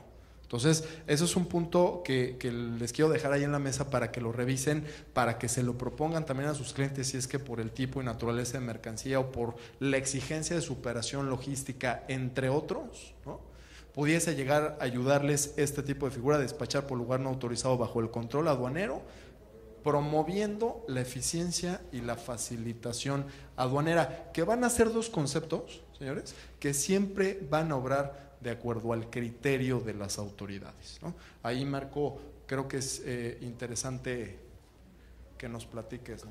Sí, bueno, efectivamente, la idea es que una autorización por lugar distinto al autorizado, que es la aduana, solo se podía surtir en esos dos eventos, la naturaleza de la mercancía y el volumen. Pero nos hemos dado cuenta, y sobre todo con la experiencia que tuvimos en puertos, que los lugares distintos al autorizado también podrían ser grandes alternativas de eficientar el despacho aduanero y por lo tanto la logística, y que a través de figuras como esta podemos ser contribuyentes del desarrollo logístico. ¿Qué nos decía el doctor Herminio Blanco hoy? ¿Qué nos decía el doctor Luis Telles hoy? Si se concretan las reformas secundarias en materia de energía, este país se va a transformar por completo. ¿Y qué creen? Gran parte de los efectos de esa reforma secundaria, de esa reforma constitucional, va a acabar en sus agencias aduanales. Gran parte de los efectos, o sea, la importación de maquinaria y equipo que viene al país, la importación de maquinaria y equipo, de equipo sobredimensionado que no puede entrar por la aduana, ni siquiera necesitaríamos de la reforma, simplemente por las dimensiones y el volumen, va a requerir, y nos estamos preparando desde la autoridad, autorizaciones de lugar distinto al autorizado. Y ustedes tienen que llegar con el cliente y decirle, a ver, vámonos por acá. ¿Por qué? Porque hoy por Coatzacoalcos, pasar por la aduana de Coatzacoalcos y entre lo que está el túnel y el puente y toda la infraestructura, se colapsa la ciudad con 2 tráilers. Está colapsada. Entonces, vamos buscando por eficiencia en el despacho y por facilitación, por desarrollo, vamos buscando un lugar distinto al autorizado, que haga sentido a la operación. Vienen inversiones en esa parte del estado de Veracruz, vienen inversiones por 4.500 millones de dólares. Y gran parte de esas inversiones son maquinarias y equipos, que van a ser, ¿qué? Importados. ¿A través de quiénes? De ustedes, señores. ¿Y quiénes le hacen la logística a la empresa? Ustedes, señores. Esa es la virtud de esta reforma, ¿no? Gracias, Marco. Gracias. Bien. El artículo 89. Vamos a darle celeridad al tema. El artículo 89 siempre nos ha hablado de los campos que no pueden ser rectificados dentro del pedimento, ¿no? Antes de la reforma nos prohibía cierto tipo de campos, cierto tipo de información, que por más que estuviera mal, estaba prohibida su rectificación. Por ahí veíamos algunos beneficios para las empresas certificadas, ¿no? Solamente las certificadas, y para ciertos casos podría llegar a rectificarse alguno de estos campos. Bueno, pues ahora, y con motivo de esta reforma, ya también lo platicamos, pues otra de las facilidades y otra de las bondades de esta modificación es que se flexibiliza, se abre el artículo 89, dándonos la posibilidad de rectificar todos los campos, ¿sale? De rectificar todos los campos, y la propia ley establece que para cierto tipo de campos no es que esté prohibido, sino que será necesario obtener el visto bueno de la autoridad para proceder a dicha rectificación. Entonces, prohibidos ya no tenemos, ¿no? Tendríamos algunos que en la regla 6.1.1 de carácter general se determinan como datos de interés o información de interés nacional, así fue como se denominó en reglas de carácter general, y que para esos efectos, para que sean rectificadas esa información, vamos a necesitar del visto bueno. ¿Qué les quiero comentar de esta parte que es muy interesante? Número 1, que ya no existen esas prohibiciones, ¿no? Primer beneficio que se deja ver. Número 2, señores, la regla actual, la 6.1.1, pretende también modificarse, se está trabajando dentro del SAT, ya no lo confirmó Marco, y esto para el efecto de quitar aquellas regulaciones que en la operación nos estaban afectando, ¿no? Va a haber cierta modificación con tal de facilitarnos el procedimiento para la obtención del visto bueno de la autoridad y proceder a la rectificación. Uno de esos beneficios ya se dejó ver en la decimosegunda resolución de modificaciones a las reglas, publicada la semana pasada, en donde ya nos hicieron caso las autoridades y de principio bajaron el valor, ¿no? Que eso era algo que a todos los que estamos aquí nos preocupaba, porque queríamos modificar el valor ya sea para arriba y pagar las contribuciones adeudadas a la autoridad con sus accesorios correspondientes, y le teníamos que pedir autorización al SAT, salvo que utilizáramos el pedimento global complementario, porque siempre existió salida, señores, con las limitantes del pedimento global complementario. Si es que se nos iba las formalidades del global complementario, sí teníamos que estar sujetos al visto bueno para aumentar y pagar, pero ahora también lo podemos disminuir y caer en un pago de lo indebido para proceder a una solicitud de devolución de saldos a favor o incluso una compensación. Que recordarán que si se trata de impuesto general de importación, solo se compensa contra el propio impuesto general de importación o contra una cuota compensatoria y viceversa. Si se trata de derecho de trámite aduanero, solamente contra el derecho de trámite aduanero, y para el efecto de los impuestos indirectos no aplicará la compensación porque son sujetos de acreditamiento y devolución en caso de acreditar saldos a favor, que estoy hablando de IVA y de IEPS, ¿no? Prácticamente. Entonces, ya empezamos con ese tipo de reformas que nos benefician, y confirmarles que viene otra que nos va a facilitar todavía más este procedimiento. Otro de los puntos que también ya mencionamos y que hay que hacer uso del mismo, que determinan un beneficio, una facilidad en nuestras operaciones, pues es la regularización. Esto pues procede para todas aquellas mercancías que no tienen pedimento, que no podemos comprobar su legal tenencia o estancia. Bueno, pues nos podemos acercar a todos ustedes, platica con tus clientes y dile, oye, aquello que no tengas factura, aquello que no tengas pedimento y que está físicamente en tu almacén, en tu bodega, pues lo quieres tener en ley y que el día de mañana no te lo empamen, no te lo embarguen y no determinen contribuciones actualizadas, recargadas y con multas. Bueno, pues acércate con un agente aduanal y haz un A3, ¿no? Una regularización. Lo mismo para las importaciones temporales vencidas, que ya lo habíamos comentado. Ese beneficio de poder regularizar una importación temporal vencida sin tanto procedimiento en reglas, pues siempre lo habíamos encontrado, esa posibilidad, y aún ejercidas las facultades de comprobación solo para el activo fijo. No así para materias primas, no así para desperdicios. Hoy con la reforma al 101 lo tenemos absolutamente para todo, ¿no?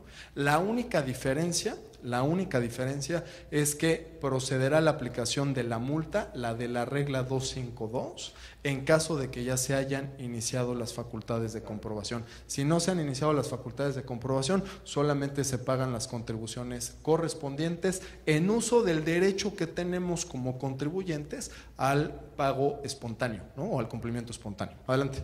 De rectificación de lo que comentabas, es una facilidad. ¿Cuánto tiempo se está tardando la autoridad? Porque hubo algunas solicitudes de rectificación donde se iban a 4 o 6 meses y la situación era… No te preocupes, te quiero platicar lo siguiente. Sí es cierto que por el tema de las copias certificadas, sí es cierto que por los requisitos que actualmente exige la regla, por supuesto que la autoridad, y de acuerdo al Código Fiscal, ni siquiera salirse del plazo que la ley establece, por supuesto que esto podría ser un poco tardado, pero más que centrarnos ahorita en ello, les quiero confirmar, ya así lo vimos con Marco, que ese tipo de procedimiento se va a agilizar y se va a facilitar. ¿Por qué? Porque ya se dieron cuenta de esa afectación que tú ahorita comentas, ya se dieron cuenta que podrían haber sido 3 meses para obtener copias certificadas y otros 3 meses más para resolver la solicitud del visto bueno para proceder a rectificar, lo cual afecta de medida importante al importador. Repito, aquí la parte interesante es que ya se empezó a modificar la regla y viene todavía otra reforma para facilitarla todavía más. ¿Puedes hoy regularizar? Pues vamos facilitando la rectificación. Claro, por supuesto, más, ¿no? Por supuesto. Esa es la idea, Corrígeme, Marco, pues es prácticamente ir de la mano con esa visión, ¿no? Con esos beneficios. Totalmente, confirmado. Acuérdense que fue uno de los anuncios que dio el licenciado Alejandro Chacón en su presentación, dentro de lo que era la multa del 184, la descripción de la mercancía, el estado, y después se pasó al tema de la rectificación, y efectivamente estamos trabajando en modificar esta regla. La realidad es que ante una apertura como la que hicimos en el artículo 89, ante una facilitación tan inmediata y sin tener una regulación que pudiera dar la seguridad y los controles necesarios a la autoridad, es que metimos la regla con una serie de requisitos que hoy en su experiencia y como ustedes nos lo han venido transmitiendo, pues sí son requisitos en muchos de los casos, y se los digo así de transparente, innecesarios, y los vamos a eliminar. Y también vamos a ver, como lo anunció el licenciado Chacón, estamos analizando que puedan ustedes rectificar pedimentos retroactivamente, que dicho sea de paso, pues también es un principio constitucional el que tendrían derecho, y también, bueno, el tema de decir, oye, ¿qué temas no requieren una autorización? Y que la rectificación sea directa, sin necesidad ni siquiera de autorización, ¿no? También hoy, como ustedes lo saben, la rectificación está en manos de la Administración General Jurídica. Estamos platicando con Jurídica todos estos temas, inclusive ver si la rectificación se viene a la Administración General de Aduanas, ¿no? Para agilizarla de mejor forma, ¿no? Ese sería el estado de las cosas con respecto a la rectificación. Fabuloso. Adelante.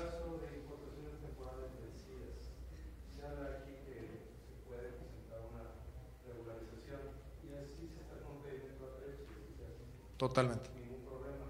Sin embargo, en la práctica, el sistema arroja un error y hay que justificar el pedimento ante la aduana. Correcto. No es posible, no sería posible que surgiera un identificador para tener que dar esa justificación.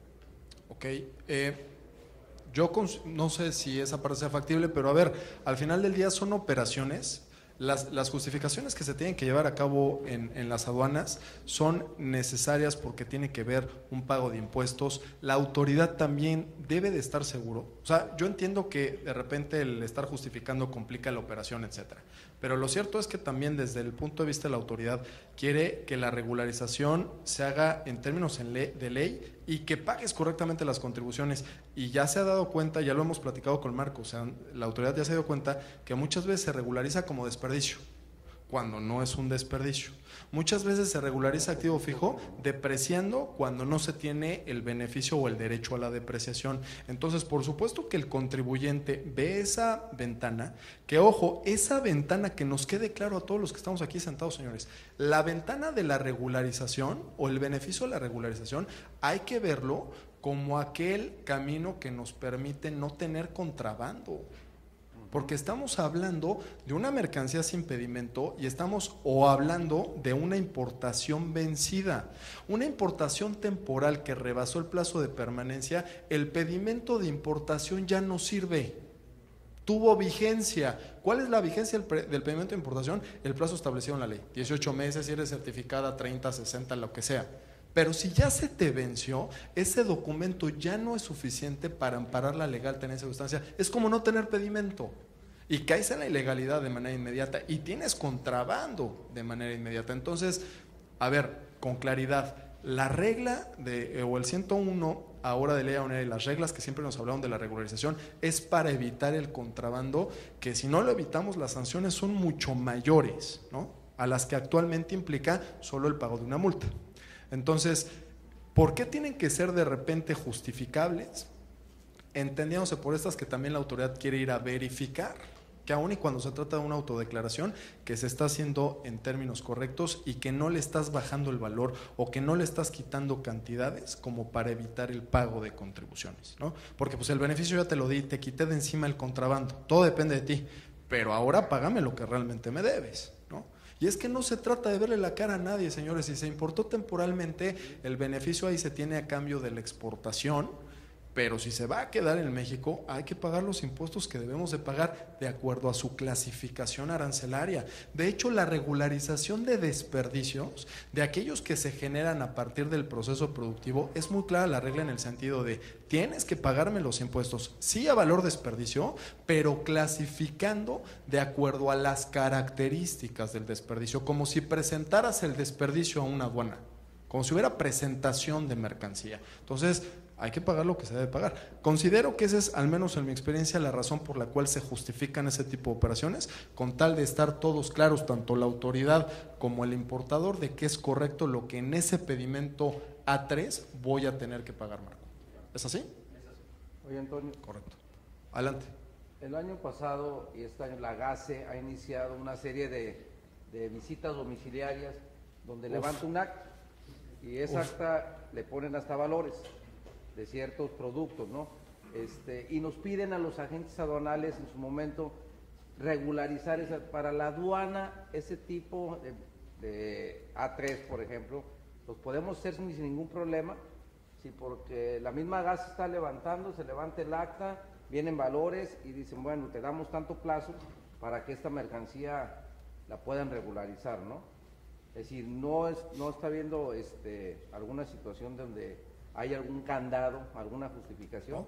No, la propia regla te dice, aún iniciadas las facultades de comprobación, tú puedes proceder a la regularización. Incluso en este caso no recuerdo, pero creo que es la 254 para los activos fijos. ¿Te debo la regla o la precisión de la regla? Tomamos los precios en base a eso porque pues aquí no hay cobre. Mira, lo de los precios estoy de acuerdo con ustedes, que pudiese llegar a ser mayor el precio que determina la autoridad para el pago, pero considero que en ese procedimiento de autocorrección, ¿no?, se puede negociar con la propia GASE, ¿no? Decir, oye, considero que este precio, como no me has fincado el crédito al final del día y no has cerrado el procedimiento administrativo, considero que se puede determinar este precio, y si ustedes están seguros de ese precio, proceden a la regularización y la autoridad estará o será libre de determinar si se pagaron o se pagaron bien o se pagaron mal las contribuciones. Y entonces te dirá, como no atendiste al valor en aduanas que yo determiné, ¿no?, pues la omisión será de tanto, ya no considerando lo que ya pagaste, sino solo por el diferencial, y entonces tendrás que pagarlo. Ya en ti estará, si tenemos la prueba suficiente de que el valor utilizado en las regularizaciones fue el correcto, de inconformarte contra esa resolución o crédito fiscal. Pero de que tenemos que atener a lo que dice la autoridad, no, si tú tienes otras pruebas que sustenten el valor. Mientras, siempre y cuando, como lo mencionas, o el motivo de tu comentario es que fuera más abajo de lo que determina la autoridad por cuanto hace el valor. Es más arriba, yo digo. Bueno, y si es más arriba, pues la autoridad te lo va a Agradecer. ¿no? Otra vez, las periciales podrán o no considerarse en la vía administrativa. ¿En dónde la pericial va a tener un mayor peso? En un juicio contencioso administrativo, ¿no? Entonces, de entrada, pues así es, la autoridad siempre saca un perito clasificador y evaluador que determina la base gravable para efecto de la determinación también del crédito fiscal, ¿no? Nosotros podríamos tener otro tipo de evaluador, otro tipo de perito. ¿Nos lo harán valer en la vía administrativa? Es complicado. Normalmente es en un juicio contencioso en donde tendrá mayor oportunidad la pericial, ¿no? ¿Sí? Bien. Una observación muy rápida, si me permites.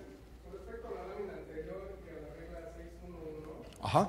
mencionabas lo que se entiende por interés nacional. Sí.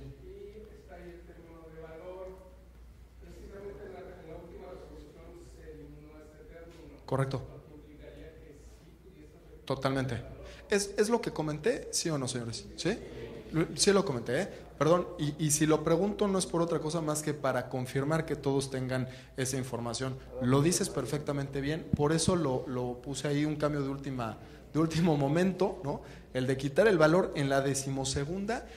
Lo que subrayé es que incluso ya se empezó a trabajar en los beneficios, en esa regla, quitando el valor, y por lo tanto hoy para aumentar o para disminuir ya no requieres de autorización por parte del SAT. Efectivamente. Toño, sí. Nos quedan 10 minutos. 10 minutos. Y creo que ya nos hemos comido también las preguntas y respuestas, han sido interactivo. ¿Seguimos? Sí, seguimos. Sin preguntas y respuestas. No, con preguntas y respuestas, pero nos quedan 10 minutos. 10 minutos. Fabuloso.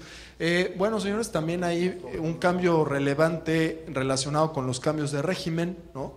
Recuerden que antes teníamos la posibilidad legal de cambiar el régimen de temporal a definitivo. Hoy, al abrirse y al reformarse el artículo 93, ya no hay límite en ese sentido. Nos dice, podrás cambiar cualquier régimen aduanero. Lo importante es que tendrás que cumplir a cambio, cuando realices este cambio de régimen, con las obligaciones del nuevo régimen aduanero al que quieres implementar, ¿no?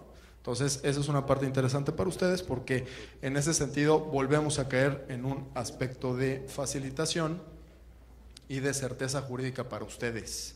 Sí hay, la certeza jurídica, entiéndanla como que sí hay camino para poder resolver la situación, ¿no? La autoridad ya confía más en nosotros y nos dice, Jaime, nos dice que sí se puede siempre y cuando tú cumplas con las arancelarias y no arancelarias, ¿no? Entonces, en ese sentido, hay un ejercicio de apoyo por parte de la autoridad que se ve reflejado en este caso en el 93. Adelante, Jaime. Sí, por favor.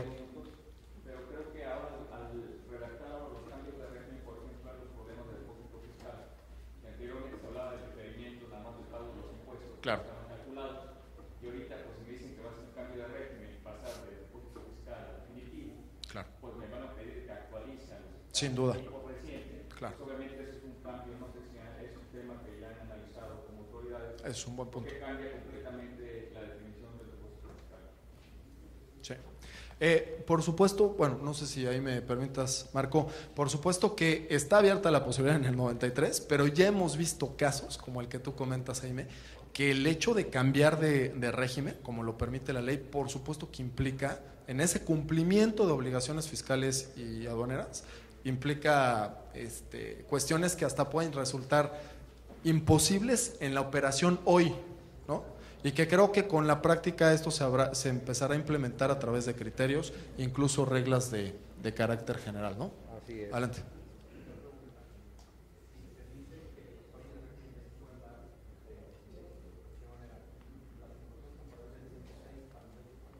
buen punto, el 106, ¿no? Ese es otro. Pero no sé Fíjense, a ver, esto también es algo interesante. Voy a dar mi opinión del sector privado, como me invitaron. Y Marco podrá ahí también dar, por supuesto, la suya. A ver, señores, un principio general de derecho es que la regla específica se aplica sobre la general, ¿no? Eso es un buen comienzo para empezar con la respuesta, ¿no? En este caso, el 93 nos habla de un cambio de régimen abierto, ¿de acuerdo?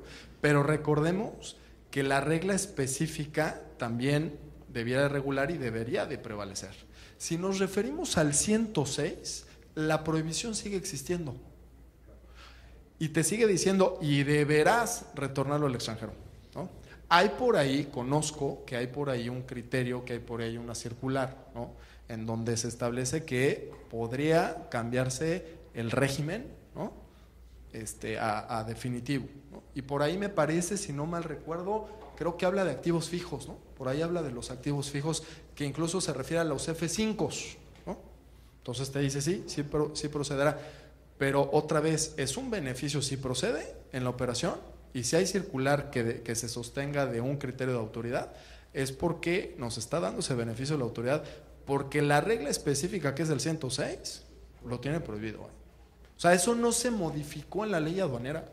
En la ley aduanera, el último párrafo del 106 dice, y deberá de retornar al extranjero, y no dice podrá, señores, y no dice podrá. Ya es lo que siempre interpretamos como la prohibición para el cambio de régimen, y entonces hasta que se venciera el plazo de permanencia procedíamos a la regularización, ¿no? A tratar de regularizar esa situación. Hoy sigue diciendo que el retorno es al extranjero, aun y cuando el 93 de manera general permite el cambio de régimen. Esa es mi opinión como abogado, ¿no? El que la circular a partir de un criterio de autoridad no lo permita, bueno, eso ya sería una facilidad que nos da adicionalmente la autoridad aduanera. Pero de entrada, la norma específica, que es el 106, sigue restringiendo al retorno de la mercancía. Hasta en tanto no se modificara eso o no se abriera esa parte del deberán de ser retornados de alguna otra forma, yo estaría totalmente convencido de que procede el cambio de régimen, ¿no? Oye, Toño, pero aquí lo que comentas, por ejemplo, volvemos a lo mismo, como ya lo permites en una regularización, claro, de algún criterio que saliera, pues fabuloso, estás claro, permitiendo esto cuando se vence, pues mientras no se venza, poder haber el cambio de acuerdo a un criterio. Totalmente. De acuerdo al 106. Totalmente, porque mira, también caemos en otro caso, en donde el 105 te dice, para todas las importaciones temporales del 106, ¿no? El 105 te dice, no podrán ser objeto de enajenación o no podrán ser objeto de uso o goce por parte de un tercero. Luego entonces solamente utilízalo para tus propios fines o para la prestación de servicios. Y esos asuntos yo los llevo, por ejemplo, en plataformas, ¿no? Que se traen para poder ayudar a Pemex, ¿no? Y que normalmente hay contratos que no necesariamente están ajustados a la norma, pero sí están limitando una actividad comercial relevante, no solamente por la cuantía del negocio, sino por la función y actividad que debe de realizar la paraestatal. O sea, ya olvídate del tema del negocio y que viene la reforma energética, ¿no? Pero hoy ese 105 sigue regulando aún y cuando hay un 101 que permite la regularización y sigue limitando aún y cuando existe un 93 que te permite el cambio de régimen, ¿no? Entonces, claro que hay que actuar en esa norma específica para actuar legalmente, libremente en este tipo de operación, ¿no? Lo demás son criterios en donde es benevolente la autoridad y te dice adelante, ¿no? Llévalo a cabo y se va a poder. Ahí se aplaude, ¿no, Marco? Ok, se agradece. Bien. 5 minutos. Bien, ¿qué más? Señores, lo que les comenté al inicio, el artículo 144C, para que estén informados, nos habla de la facultad que tiene la autoridad aduanera para revisar nuestras operaciones, ¿no? Y te dicen, se van a poder revisar los documentos electrónicos y digitalizados, o también se va a poder practicar la auditoría con los documentos físicos, ¿no? Entonces es por eso que a sus clientes los obligan a llevar estos dos tipos de documentación para poder soportar, repito, este tipo de actos de verificación. Esto independientemente del capítulo que en el Código Fiscal de la Federación se refiere a las revisiones electrónicas. ¿De acuerdo? Es como se van a tener que atender y es por eso que necesitas tener a la mano tus documentos electrónicos y digitalizados para atender cualquier requerimiento que a través de una auditoría electrónica practique el SAT, ¿no? A través de notificaciones también electrónicas, a través de tu buzón tributario. Entonces fíjense cómo todos los conceptos se empiezan a ligar. Jaime. Adelante, adelante. Un tema muy importante, sobre todo porque cómo vamos a acreditar en los dos artículos que citas en la pantalla la legal tenencia o estancia con documentos electrónicos. Bien. Yo creo que el tema son pedimentos y el otro son todos los documentos que se anexan con la declaración de valor y todos los anexos que se presentan. Totalmente. En pedimentos traemos un problema y es un problema complicado, sobre todo por el manejo de información. Bien. Tenemos primeramente archivos EMES, que son los que capturamos en nuestros programas y los mandamos. Ok. Y es donde yo le transmito a la autoridad la información. La autoridad me contesta con otro archivo donde me dan acuse de recibo. Sí. Después, al pagar, yo mando también un archivo a pagar y me confirman otro donde me dicen que ya lo pagué. ¿Cuál debo de tener? Pero estos archivos están diseñados hace muchos años, donde no hay una privacidad. Tenemos la facilidad ahorita de poner archivos de 10, 20 importadores y transmitirlos en un archivo M. Y cuando regrese, ¿cómo se lo voy a compartir? Grave problema. A todos los importadores. Si es de muchos, ¿no? Y toda la información que no es ni de ellos. Claro, claro. Después lo mismo es, por ejemplo, como ahorita decías en la ventanilla única que dicen que la prueba plena la hace lo que le transmití. Así es. Pero hoy por hoy, como están, tampoco hay un mecanismo para que ni el importador ni nosotros como agentes aduanales podamos bajar de la ventanilla un documento que nos haga o nos demuestre qué es la información que ellos tienen. Claro. Y obviamente los únicos que tienen la liga es la ventanilla única, la autoridad, y ni importadores ni usuarios tienen acceso para poderlo hacer. Totalmente. Y en un momento dado yo creo que el tema es del manejo de la información, sobre todo porque hay información de varios importadores, exportadores en un solo archivo, que al final separarlos ahorita es imposible. Es imposible. Y por el otro lado, yo creo que en temas como decir cómo van a acreditar la legal estancia o tenencia con documentos electrónicos o digitales en el caso de activo fijo, ahorita estamos viviendo un problema que se nos acumuló hace 20 años de importación y que a lo mejor se destruyeron archivos impresos para acreditarlo dentro de 10 o 15 años, cómo se va a acreditar totalmente. La importación de activo fijo y todo lo que está totalmente. pasando, al igual que todas las auditorías. Y otra vez, si me lo permites, Marco, daré mi opinión legal y vemos que... Y con eso cerramos, si quieres, Rubén. Mira, Jaime, al menos la recomendación que yo estoy dando a los importadores por todo ese problema, y a sabiendas que el artículo 6 te dice, debes de conservar la información en los medios en los que lo obtuviste, y si se obtuvo o se envió electrónicamente, debe de permanecer electrónicamente, y si se envió digital, debe permanecer digitalizado, y por todo lo que tú ya mencionaste, y todavía, señores, lo voy a complicar más. Hay un anexo 22 que habla del instructivo llenado del pedimento, ¿no?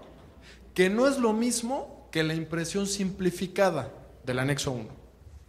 Y que tanto tampoco es lo mismo que el que se presenta al módulo, ¿no? Es la impresión simplificada que trae la tarja, ¿no? Que está modulado, que está tarjado. Y que ese es el que lleva el transportista y que se le deja al importador, y el importador, con ganas de cumplir con esa obligación de tener en archivos electrónicos su contabilidad para tener este tipo de auditorías, digitaliza la impresión simplificada, ¿no? Y de repente dices, bueno, ¿y cuál voy a entregar? La realidad es que jurídicamente, señores, el anexo 22 es el pedimento reconocido, tanto así que existe a manera de anexo. Que se imprima, ¿no?, bajo un método simplificado, eso es un anexo 1 y te dice así, preséntalo. Pero el pedimento legalmente reconocido es el del anexo 22, que es el que ustedes al final del día le siguen presentando a sus clientes, por motivos los que quieras, de entrada a almacén, de registro, de control de inventarios, de hasta verificación en transporte, porque el otro es tan simplificado que ni partidas tiene, ¿no? Y que en una verificación en transporte se puede presumir entonces lo que sea. ¿Estamos de acuerdo? Entonces, al final del día, ustedes como agentes aduanales les están dando a sus clientes el anexo 22, el extenso, el de partidas, que es el legalmente reconocido, así lo veo yo a través del anexo 22, que es el que verdaderamente se reconoce, y el otro es una impresión simplificada que también tiene tu cliente. Entonces, y los dos los tienen PDFs, ¿eh? Y los dos los está guardando para cualquier revisión que venga por parte de Agase o las Araces principalmente.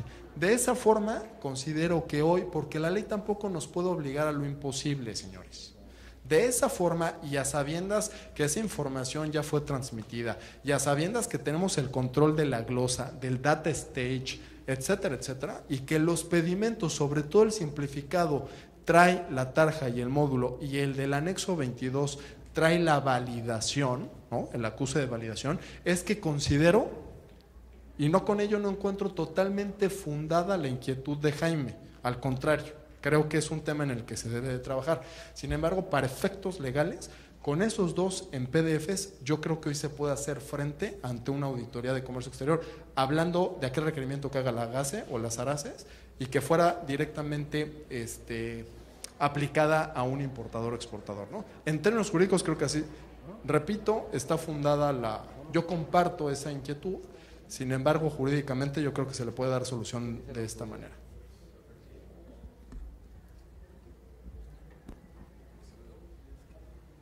Muy brevemente, yo no comparto tanto la inquietud, lo que comparto es lo que respondiste, o sea, no podemos ver la serie de actos como actos aislados o como documentos aislados, sean electrónicos o digitales.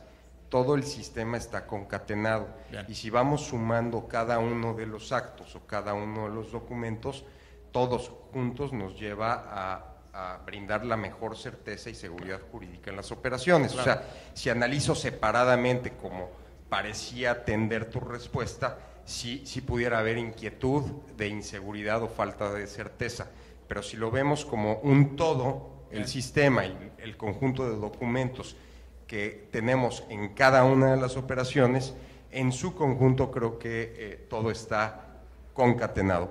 Que puede ser mejor, que cabe la oportunidad y el espacio para cerrar cualquier tipo de área de oportunidad, con gusto la veremos siempre.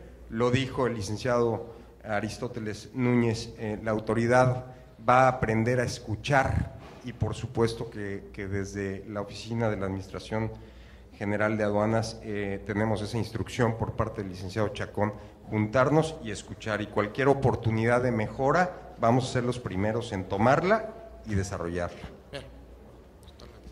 Bueno, con esto terminamos el taller, espero que haya sido del agrado de todos ustedes.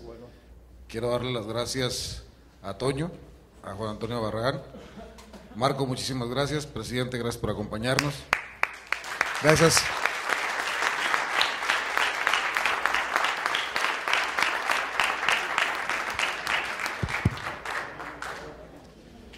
Todavía tenemos la asamblea mañana, es a las 9 de la mañana. Lleguen temprano, por favor. No se desvelen mucho.